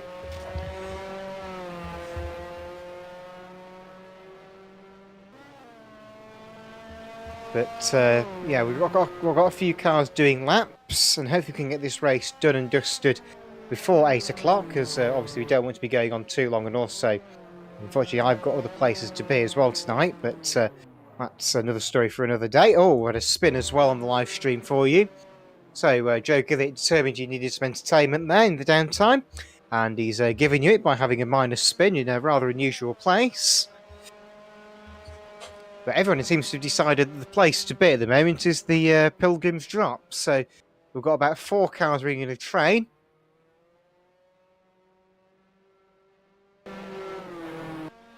So I've just gone through the speed trap at 187.2 kilometres an hour. That's the 6th place car. So that's Klipinski, who went through unbelievably quickly there.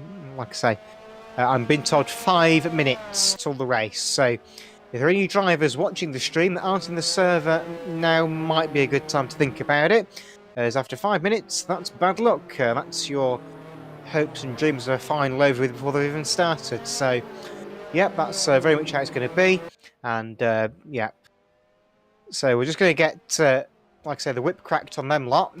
Just try and persuade them that they probably should join us. Obviously, if they don't join us, obviously it's their own final they're really compromising.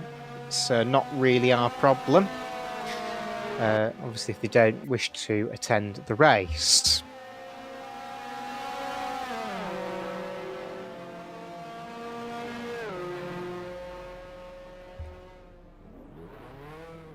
So let's just have a look if we've got any times posted. No, we haven't. So I've not even got any times to tell you at the time being, but we'll try and get them out to you as and when we get times posted during the one. But we're also going to be a downtime. We'll do a bit of promotional work, shall we? I think that's what the plan is anyway. So we'll just take a quick look at your upcoming events, of course, for the Classic Motorsport Hub. Whilst we've got a bit of downtime to fill while we're just waiting for people to join us. So our next race meeting takes place on the 15th of September, so that's in 2 weeks' time, for round 11 of the Formula 4 Championship at Castle Combe, which I grant you may not be a track many people are familiar with, but it's a brilliant circuit down there near Bristol, and is a very highly regarded circuit in many forms. And well, with this particular form, we won't be having the chicanes involved that were added in the early 2000s for the addition of British GT and Formula 3 to the circuit. That's coming up next on September the 15th, and I'm sure there'll be more events as well to give you as well. And just on cue, we've got another one for you, the Talladega 200 for the SCCA Trans Am Championship at the Alabama Motor Speedway. That's going to be on Sunday the 25th of September, so that's in just over 3 weeks' time, 3.5 weeks' time. I think if my maths is right on that, that will be coming up here on the 20th of September for the big American muscle cars, and hopefully we'll be in for a cracking day of racing for them. That'll be a 200-mile race, and we've got another bit of information to give you as well. I think we're just waiting to see if we're going to get there. Yes, we are, and I'm just going to give you over to Pascal for this, so this seems to be what he's wanting to advertise for you. So, Pascal, it's all yours. Well, thank you very much, Ben. Hello, this is Pascal Mikola speaking for the Passion for Open Wheels League, which has come to CMH. As you may know, Passion for Open Wheels, P4OW. You know, if you know who they're an old league, and they were gonna shut down this year, but we're looking for another host or home, like, you know. Anyway, since obviously Passion for Open Wheels is still going on September 8th, that is next Thursday, in exactly 1 week from now, there's the 2022 Indy 100, and the 100 stands for the lap count, not the miles. I know this riles me up as well, so technically it's the Indy 250. On the Classic Motorsport Hub's forum at classicmotorsporthub.boards.net, you can register for the race in the P4OW special events section, where you are going to use the IndyCar 2010 mod. It's all available for download on the forum. And yeah, there are still many places available, so you're more than welcome to join. It's gonna be fun at 220 miles an hour. Back to Ben Singleton for the final. Thank you very much. So there you go. That's just some quick events for you here at the Classic Motorsport Hub, and of course, good to see the addition of the Indy cars there. So they'll be somewhat rapid, one would assume. Obviously 220 miles an hour isn't exactly slow. We are now just set and ready to go then for Formula Ford Grand Final time. This will be a 13-lap race as far as I'm concerned. That's what I've been told anyway. If I get a different figure sent to me in the meantime, I will endeavour to inform everybody of said change. But I think that is more or less confirmed at this stage. That will be the distance that we're going to get. And if you don't like it, I'm afraid, don't think you're going to have a very good time of it. So we'll see how well we get on. Looks like we have got 8 of them possibly for this. Yeah, 8 cars. We're missing 2 of them, one of which we know for obvious reasons, the other one which I think is a bit of a mystery to all of us. We've not discovered quite where that one has gone yet, but we'll hopefully find out in due course. It would be nice, wouldn't it?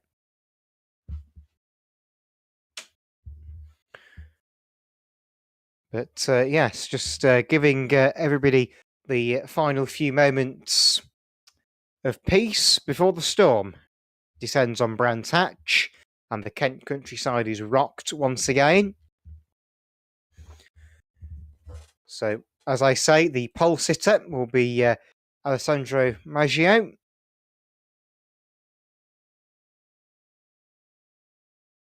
So once we are given clearance, we will endeavour to go.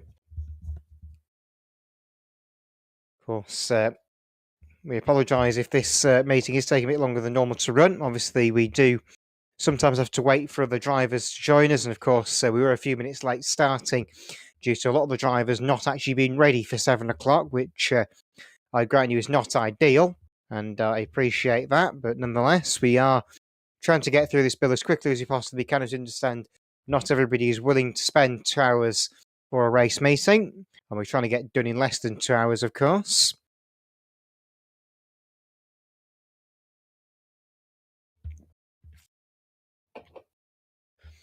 So we'll see how we got on with this one. I'm just trying to get confirmed if there's any more coming, or that's it.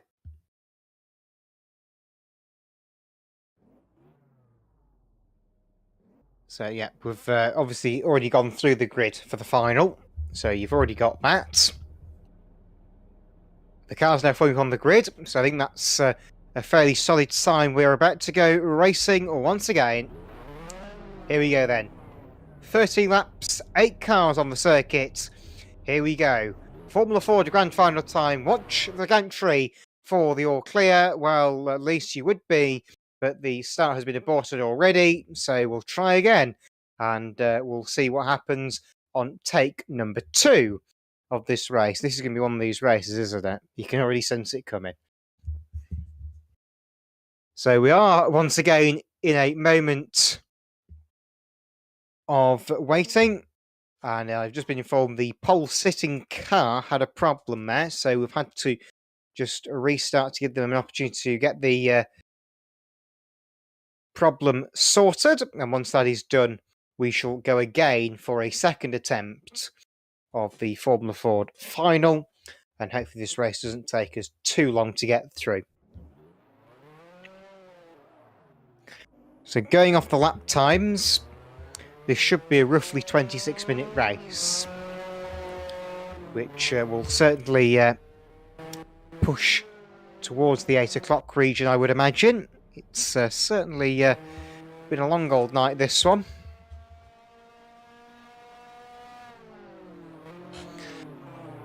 So, yeah, we're just going to be a few moments, I think, waiting for people to join. And once we've done so, hopefully we can get racing. But at the moment, we're not in a position to do so, as we are missing a car. We've got a few cars going round for some practice laps, which you can bask your eyes upon, as one of them just runs a bit wide there for good measure. That was the 15 car, I think, but extended. No, that wasn't the 15 car. It was the 82 car, sorry, that decided to take a few liberties with the track limits.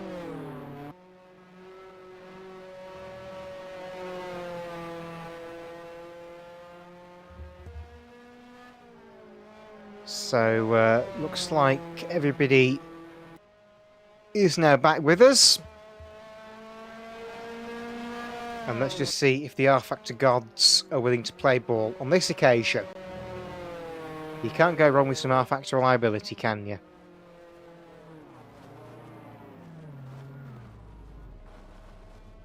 As the 82 car just had a massive accident as well there. I didn't quite see what part of the course it was, but just went straight on into the barrier. That was Frank for Plankham, which maybe makes me wonder that was what happened in Heat 1 that we didn't see on the cameras, unfortunately. So, once again, just making sure everything is good to go. Checkered flag has gone out on the session, and it looks like we are now into the race session.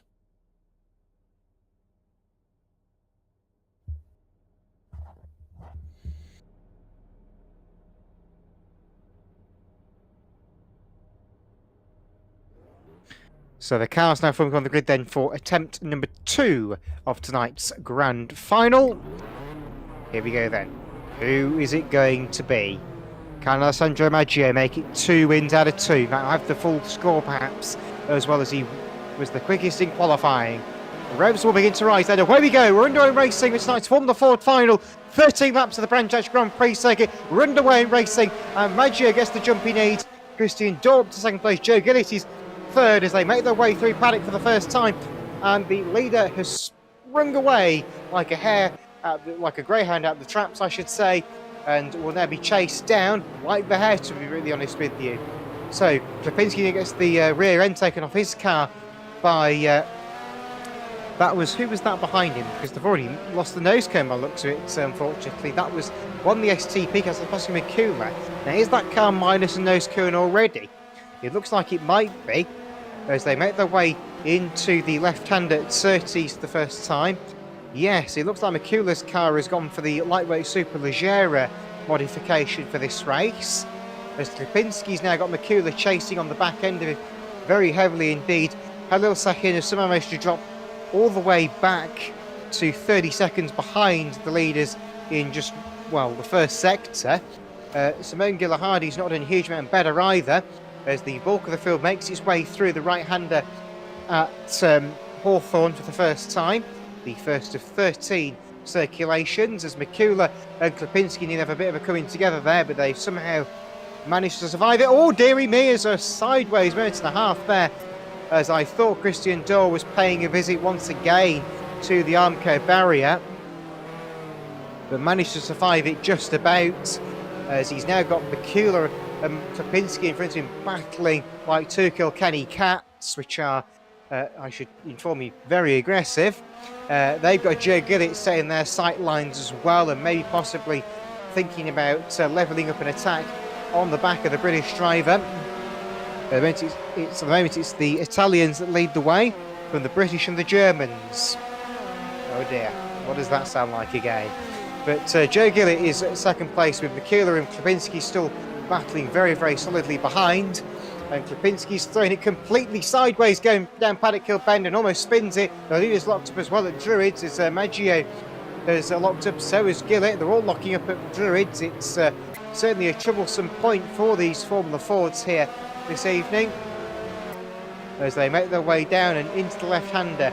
Joe Gillett leads at the moment the second guys. Oh, Mikula's gone, got a spinner. Rounder's gone past Mikula out of second place. He's spun it and he's going to try and rejoin. He's actually had a third place, I should point out, not second. So unfortunately he's lost a huge heap of ground and has actually gone down to sixth place. Halil Sahin has already gone after setting a 1:06 first sector. That's quite an impressive first sector, I have to be honest. Probably the slowest first sector of the day so far. But Joe Gillett has now managed to break through Mikula's little battle and will now chase after Maggio, who is the race leader. Whether he'll say the race leader, we remain to find out, but the chances are it's probably going to be yes, is the answer to that question, as he is by far the quickest car on track this evening. Joe Gillett second place, of course. I believe Joe Gillett won the final at our first ever race meeting back in March, of course, at Croft, in what was a rather dramatic race meeting, it has to be said on the whole. And obviously, one I will keep bringing up over and over again, Matthew Sabioni famously crashing in the same place in two different races, and Owen Potter, of course, running out of fuel. Of course, Owen not here tonight, as Klapinski's gone round the outside of Joe Gillett, going round Clark Cove. What a manoeuvre! But Gillett had a bit of a moment there on the exit of the corner. The back end stepped around. Oh no, so it's spinning. As Alessandro Maggio sets the fast lap of the race at 1:52.216. He goes through to set the fastest lap of the race so far. So with that, the battle for second place still rages on. Gillett and Klapinski. Klapinski holding his ground, not letting Gillett get too close to him, which of course is something he desperately needs to do to avoid having major issues as the night progresses, the race progresses. In fact, the night progressing as well will also work for that. You can see Pascal Mikula's marks on the road after his spin on the previous lap. I think he just caught the grass, unfortunately, and that whipped the car around rather aggressively. And I'm not sure if he hit the barrier or not, but the car has managed to regain control and resume racing with us. He's not in the best positions anymore, as in fact he's out of the race, and we've also lost Frank Verplanken as well, so it looks like we're just down to our final five now. So we'll hopefully see them try and make a race of it. Semengula Hardy is still displaying a 6th on the timing screen, but will be 5th once he's passed the resting point of Frank Verplanken's car, which sadly has made yet another demise. And I've just been informed that Pascal Mikula's game crashed, so that's why he is down and out of this one. The other cars will try and get thought to you. Yeah, we'll try and get the other reasons of the other two retirements to you a little bit later on. But Koplinski and Joe Gillett will remain to squabble over the second position, I think. In this one, we have got 3 laps ticked off from lap number 4 now of this 13-lap final, as it looks like Maggio has gone through NASA 151.343, so he's forever improving again, which will again be looked at, I'm sure, with great envy from many of the drivers. I've just been told that Halil Sahin, his car, his steering went, so he's obviously twigged the steering somewhere. He's got to the next bend and then discovered, oh wait, the steering doesn't work anymore, and found himself buried somewhere on the side of the circuit. And I'm not sure if we can get any confirmation what's happened to Verplanken. He may be a mystery. And unfortunately for Frank Verplanken, he's had a pretty pointless night, I'm afraid. A massive shame for the founder of the historic sim racing organisation, maker of many of the mods, including the Formula 5000s we had race here last season before I became involved with the league here at the Classic Motorsport Hub. Of course, my roots in commentary on online racing comes from the short oval background with stock cars and hot rods. So something a bit different for me, this. Obviously, circuit racing, of course, is an interest I've had for a few years now. I've been taken to a truck meeting many years ago at Donington and been hooked ever since, as Gillett has gone sideways and almost buried himself in the runoff area, sadly. And I've just been told, I think Frank's car had some sort of mechanical problem that had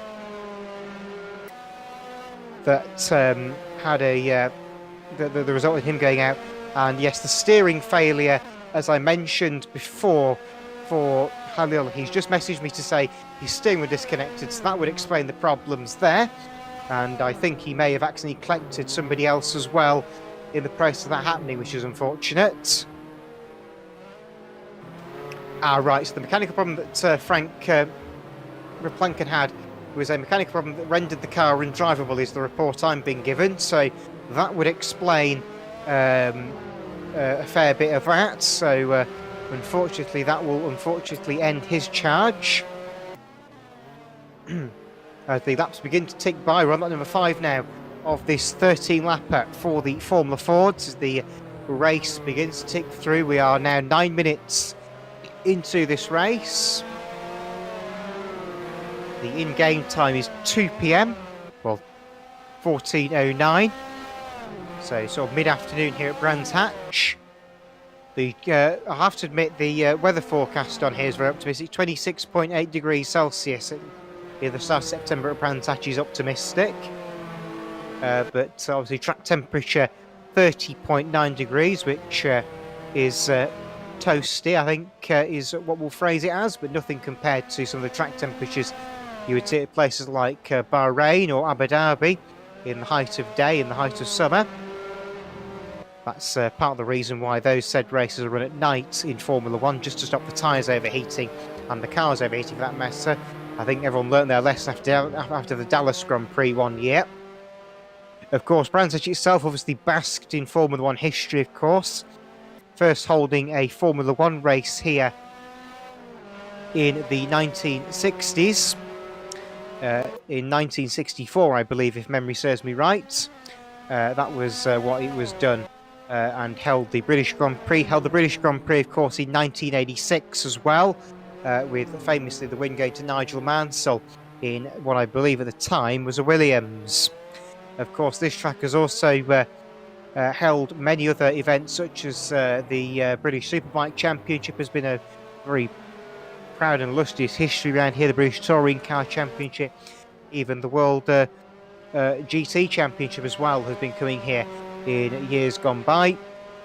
And the venue, believe it or not, originally started life out as a grass track for bike racing, which is will become motocross, but at the time was known as scrambling, which for those of you who were interested in this sort of thing is when Murray Walker started his commentating career. There's a Christian Dorr very nearly goes exploring the Indy circuit there. You're not going that way this week, Chris. I think that may be what's going on later in the season, of course, as he's now got Joe Gillett chasing him down, watching his every move as they make their way into the right-hander again, this time at Hawthorne Bend. As I've already gone through the significance of Hawthorne Bend, we'll not go through it again.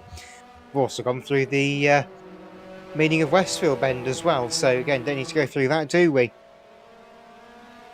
Obviously, Paddock Hill Bend, of course, the start is fairly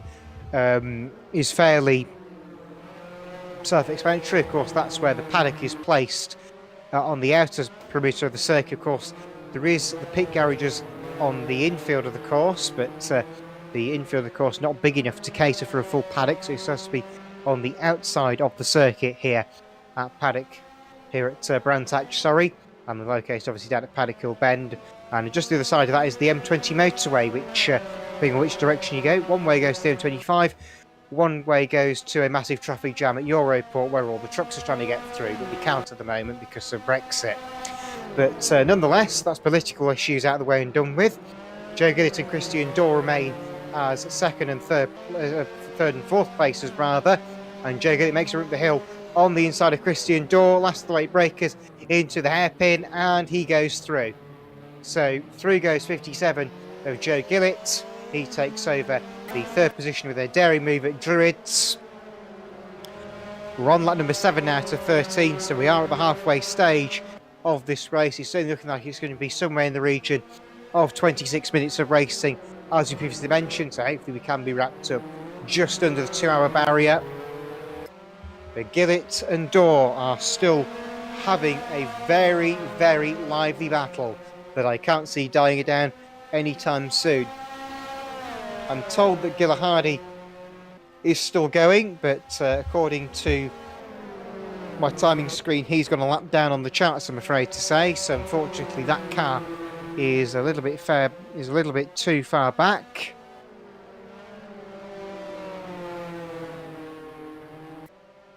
Just waiting to get any more confirmation on the order that the cars are going to remain in as they come round. So Christian Dorr and Joe Gillett still squabbling very hard indeed in 57 and 22. Is Dorr going to take a look on the inside of the left-hander at Sterling's? Answer that question is no, but Joe Gillett's run wide. It's going to be drag race down towards Clark Curve as we are now going on to lap number 8 of this one to reach the regular heat race distance or fastest lap of the race, a 151.020, and that's the fastest lap of the entire week as well. So that lap time for Alessandro Maggio is certainly going to be very hard to beat, and I very much doubt it will be beaten in this particular race. Right, Joe Gillett sets his personal best lap of the race, a 153.637.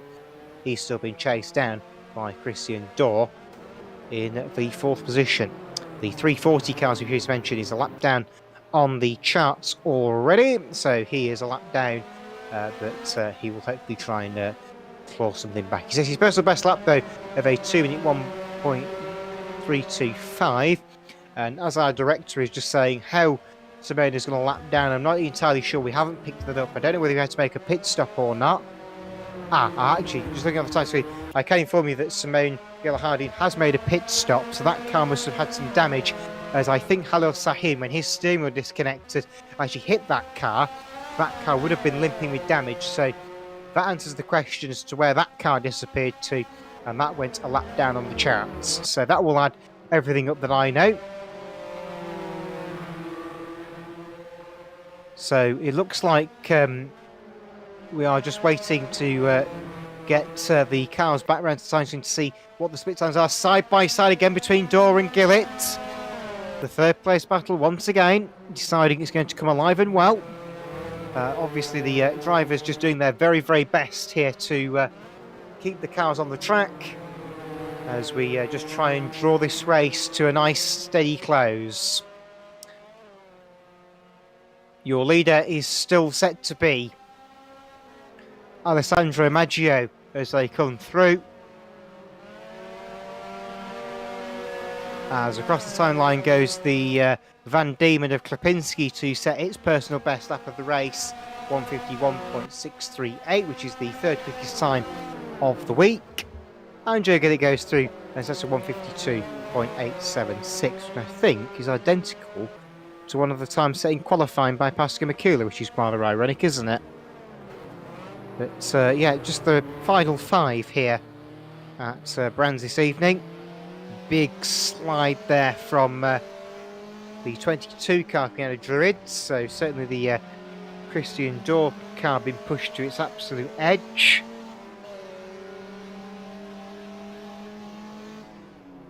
As they come into the left-hander at Surtees, and it certainly looks like we're in for a Grand Slam finish, possibly for third. Oh, dearie me, not quite. I thought we were about to lose Christian Dorr straight into the tyre barrier there as they came onto the Grand Prix loop. But alas for Joe Gillett, I think his hopes and dreams are shattered as the car didn't get shattered itself.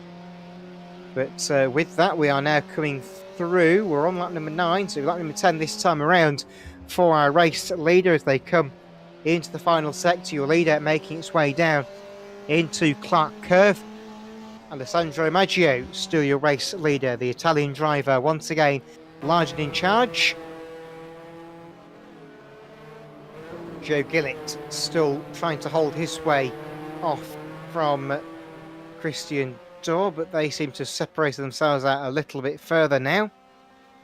One driver I'm surprised not to see here is David Sabre. It just occurred to me that normally we'd see David out, but he's obviously not with us this evening for whatever reason, which is a shame, as normally he's a very entertaining driver to watch and unbelievably quick as well, it has to be said. And of course, originally was the maker of our Croft circuit, the circuit that was converted from the old Grand Prix Legends game, and you'll remember that. But Joe Gillett set his personal best lap of the race there, a 152.5 exactly. All of the zeros at the end of it, nothing making it the odd one out. So we are still certainly seeing this race wind down. And I've also just been informed that David Sabre, of course, the maker of these very Formula Ford cars that we see. Without that, of course, we wouldn't be racing these cars, the 1973 Formula Ford cars. Always tend to provide close racing. It's just a shame that we don't always have as many of them as we would like.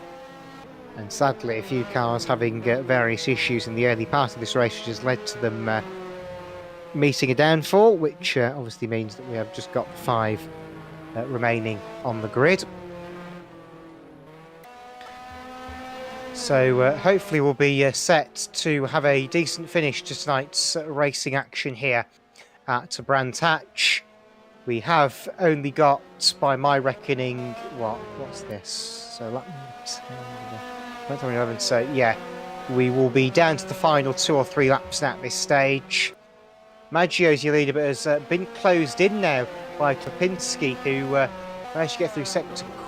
Yes, so managed to get through sector 2 5 seconds quicker, and I've just been confirmed that Maggio made a mistake on that last circulation, which has closed Klapinski up to the back of Maggio's car fairly conclusively here.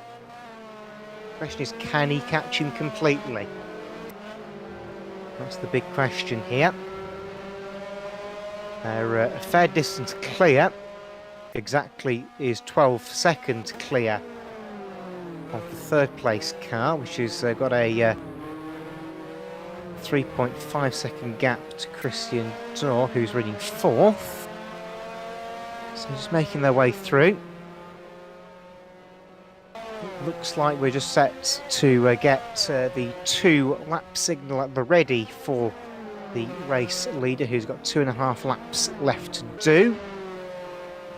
And I will apologise in advance that I will be making a rather quick sign-off tonight, as round almost goes. Klipinski got one wheel on the grass there, and the car thought about it and nearly went around, but alas, it didn't. It saved itself with a bit of opposite lock, which is what you should do if you get oversteer, by the way, everybody. As they come through, Klipinski is still remaining as the race leader. So it looks like Maggio is certainly trying to extend his lead again for about the second time in this race, as he had to unfortunately lost some of his advantage, I should say, after his mistake earlier on, as Klipinski still endeavours to try and close the gap up. 2 laps to go now for the race leaders. All the cars circulating, bar one, are on the lead lap. Gillihardy just circulating, trying to get points to try and complete 75% race distance, which he should do with fairly little effort, as he's only 1 lap down. It shouldn't be too much of an effort to get 75% race distance, providing the car doesn't have an accident in the remaining few moments of the race. The 1 lap board, I can confirm to you, has been prepared by the start line crew, so the drivers will indeed see that once they come round this time, to conclude what has been a night of 2 halves here at Brands Hatch. We've had some absolutely sensational racing, and we've had some rather processional racing as well, but you know, that does happen occasionally. Motor racing is not a non-stop thrill seeker for everybody, I get that, but we have managed to get a decent night of racing to you. As Klipinski's run wide again, oh dear, oh dear, oh dear, that was down at Hawthorne Bend. That is really becoming a bit of an action point in today's meeting. It will be last lap this time around, so I repeat, 1 lap to go this time around, so that's just to confirm how many laps to go for our director, and of course to the viewers at home if you have also lost track of the laps as well. But I think it's a fairly set in stone conclusion how they're going to finish. I very much doubt there's going to be a huge amount more to change. The field come round again, and Maggio will see the 1 lap board. Here he comes, and across the line he will come. There he goes. Lap charts tick over now. The luxury of having a timing screen. If only we could have this during stock car race, it'd be so much easier. But Klipinski has certainly lost a bit of ground to Maggio, and Maggio's locked up and nearly gone for a spin, but he's kept it on the straight and narrow. They're just navigating the first sector for the final time.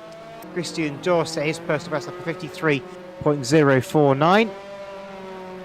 As they come around, and it looks like we're going to be in for a right old treat of a finish here.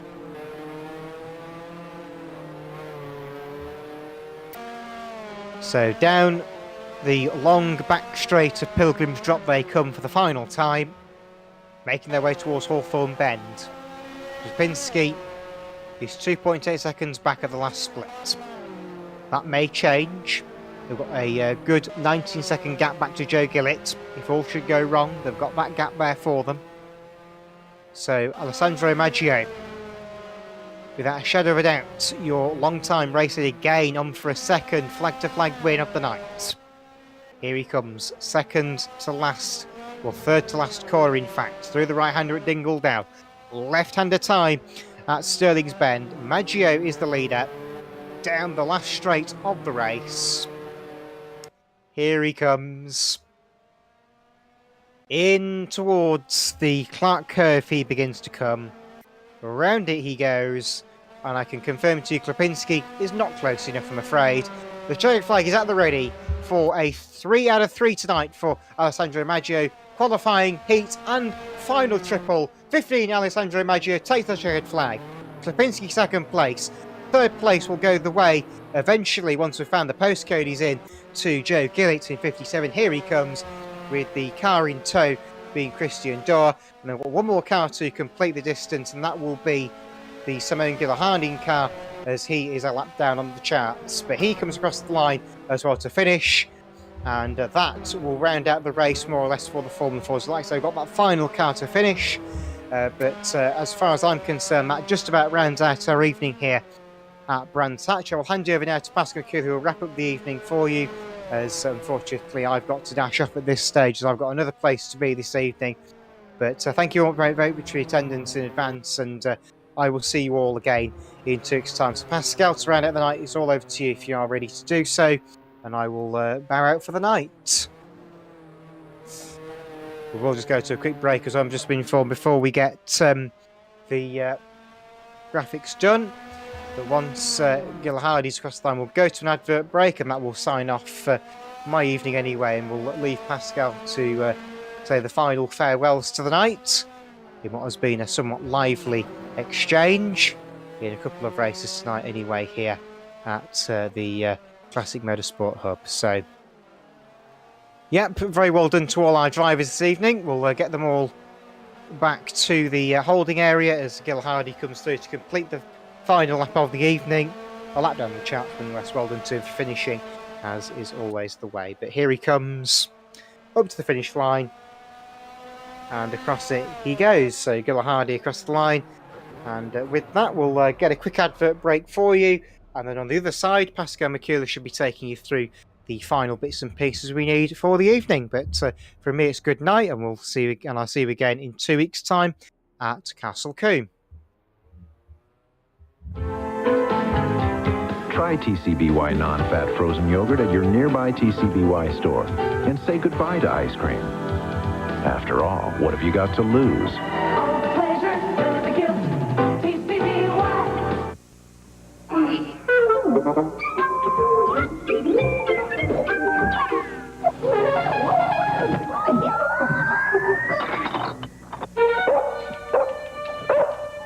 What's your problem?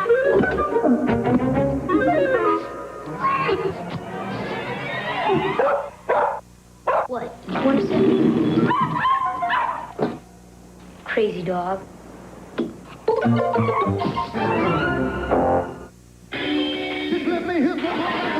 America's falling in love with its newest comedy hero. Yahoo Serious is Young Einstein. Thrill seeker, lover, adventurer, genius. At last, the untold story of the greatest mind of all time. Yahoo Serious is Young Einstein. One seriously funny movie. Rated PG. Starts Friday, August 4th. My name is Jesse Cordy, and what I'm going to tell you is real. On January 4th, 1987, a passenger train en route between Washington and New York collided with a freight train. In the trial that followed, the engineer admitted to having smoked marijuana and overlooking security measures. They say that marijuana doesn't hurt anyone. At this time, 16 people died. Among them, Laura Cordy, my wife. How'd you get that wonderful potpourri scent in the air? Magic. The magic of potpourri is now in Airwick's Magic Mushroom. It eliminates odors with the blossoms, fruits, and spices of potpourri. Potpourri? Magic. New Magic Mushroom Potpourri.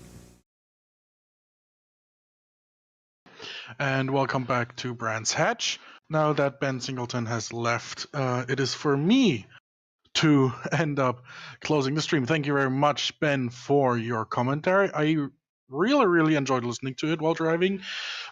Anyway, after 10 meetings now, this is round 10 done. Here are the standings going into round 11. I'm sorry, I just mixed up my German and English here. Into round 11 we go in 2 weeks' time at Castle Combe. Here are the national championship standings. Yours truly is still leading with 134 points after gaining a whole 8 points with the 7th place finish here at Brands Hatch. David Saber, unfortunately a no-show, still on 118 points. Joe Gillett finished 3rd, 14 points for him, for a total of 95. Cesarius Schlapinski finished 2nd, very well done to him, 16 points for a total of 67. Owen Potter, also a no-show today, 0 points, he stays on 62.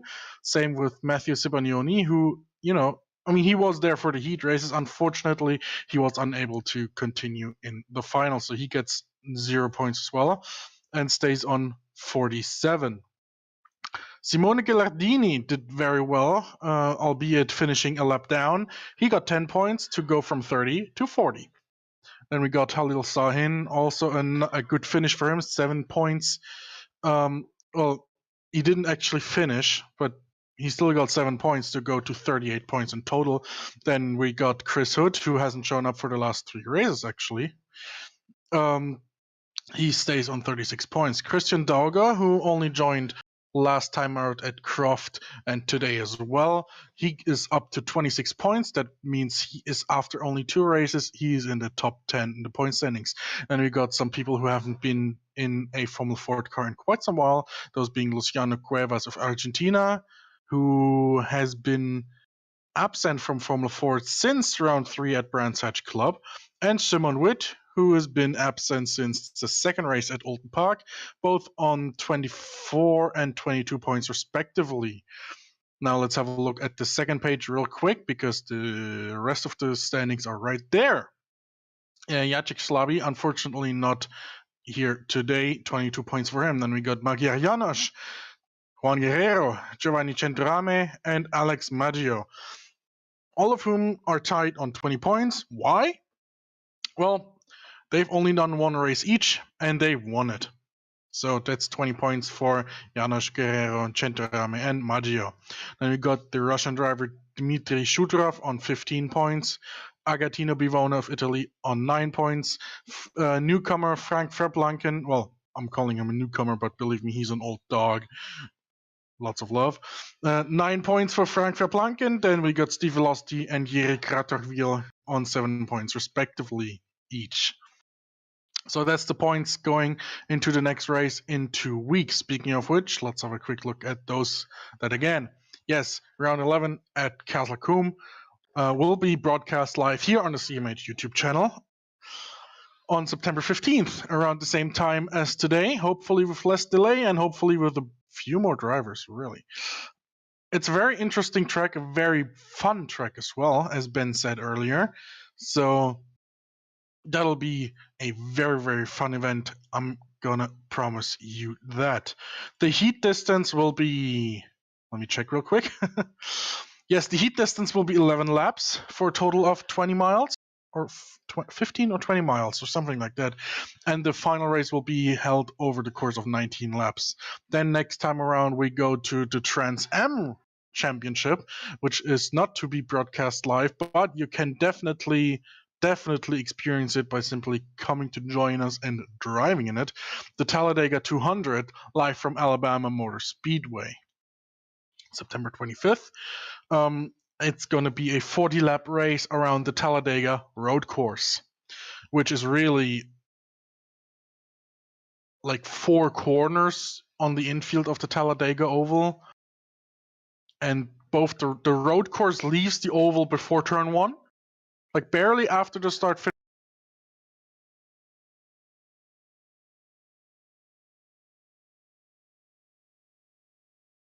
Apologies for that. We have had a little bit of a technical issue. Anyway, yes, Talladega road course. The road course joins almost at the same place where it leaves the oval. So you have 99% of the lap really is the oval.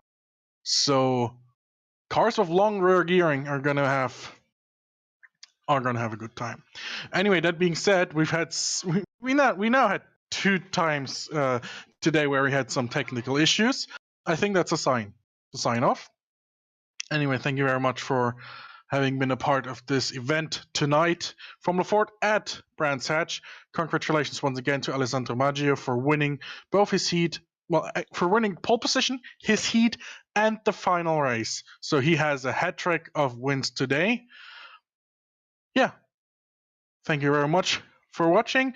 We'll be there next time around in 2 weeks' time for the Castle Combe race. And of course, one last thing, don't forget, come to the CMH forum and sign up for the Passion for Open Wheels Indy 100, which takes place next year. Come on, let's get this field going. Thank you very much for watching. I'll see you next time. Bye-bye.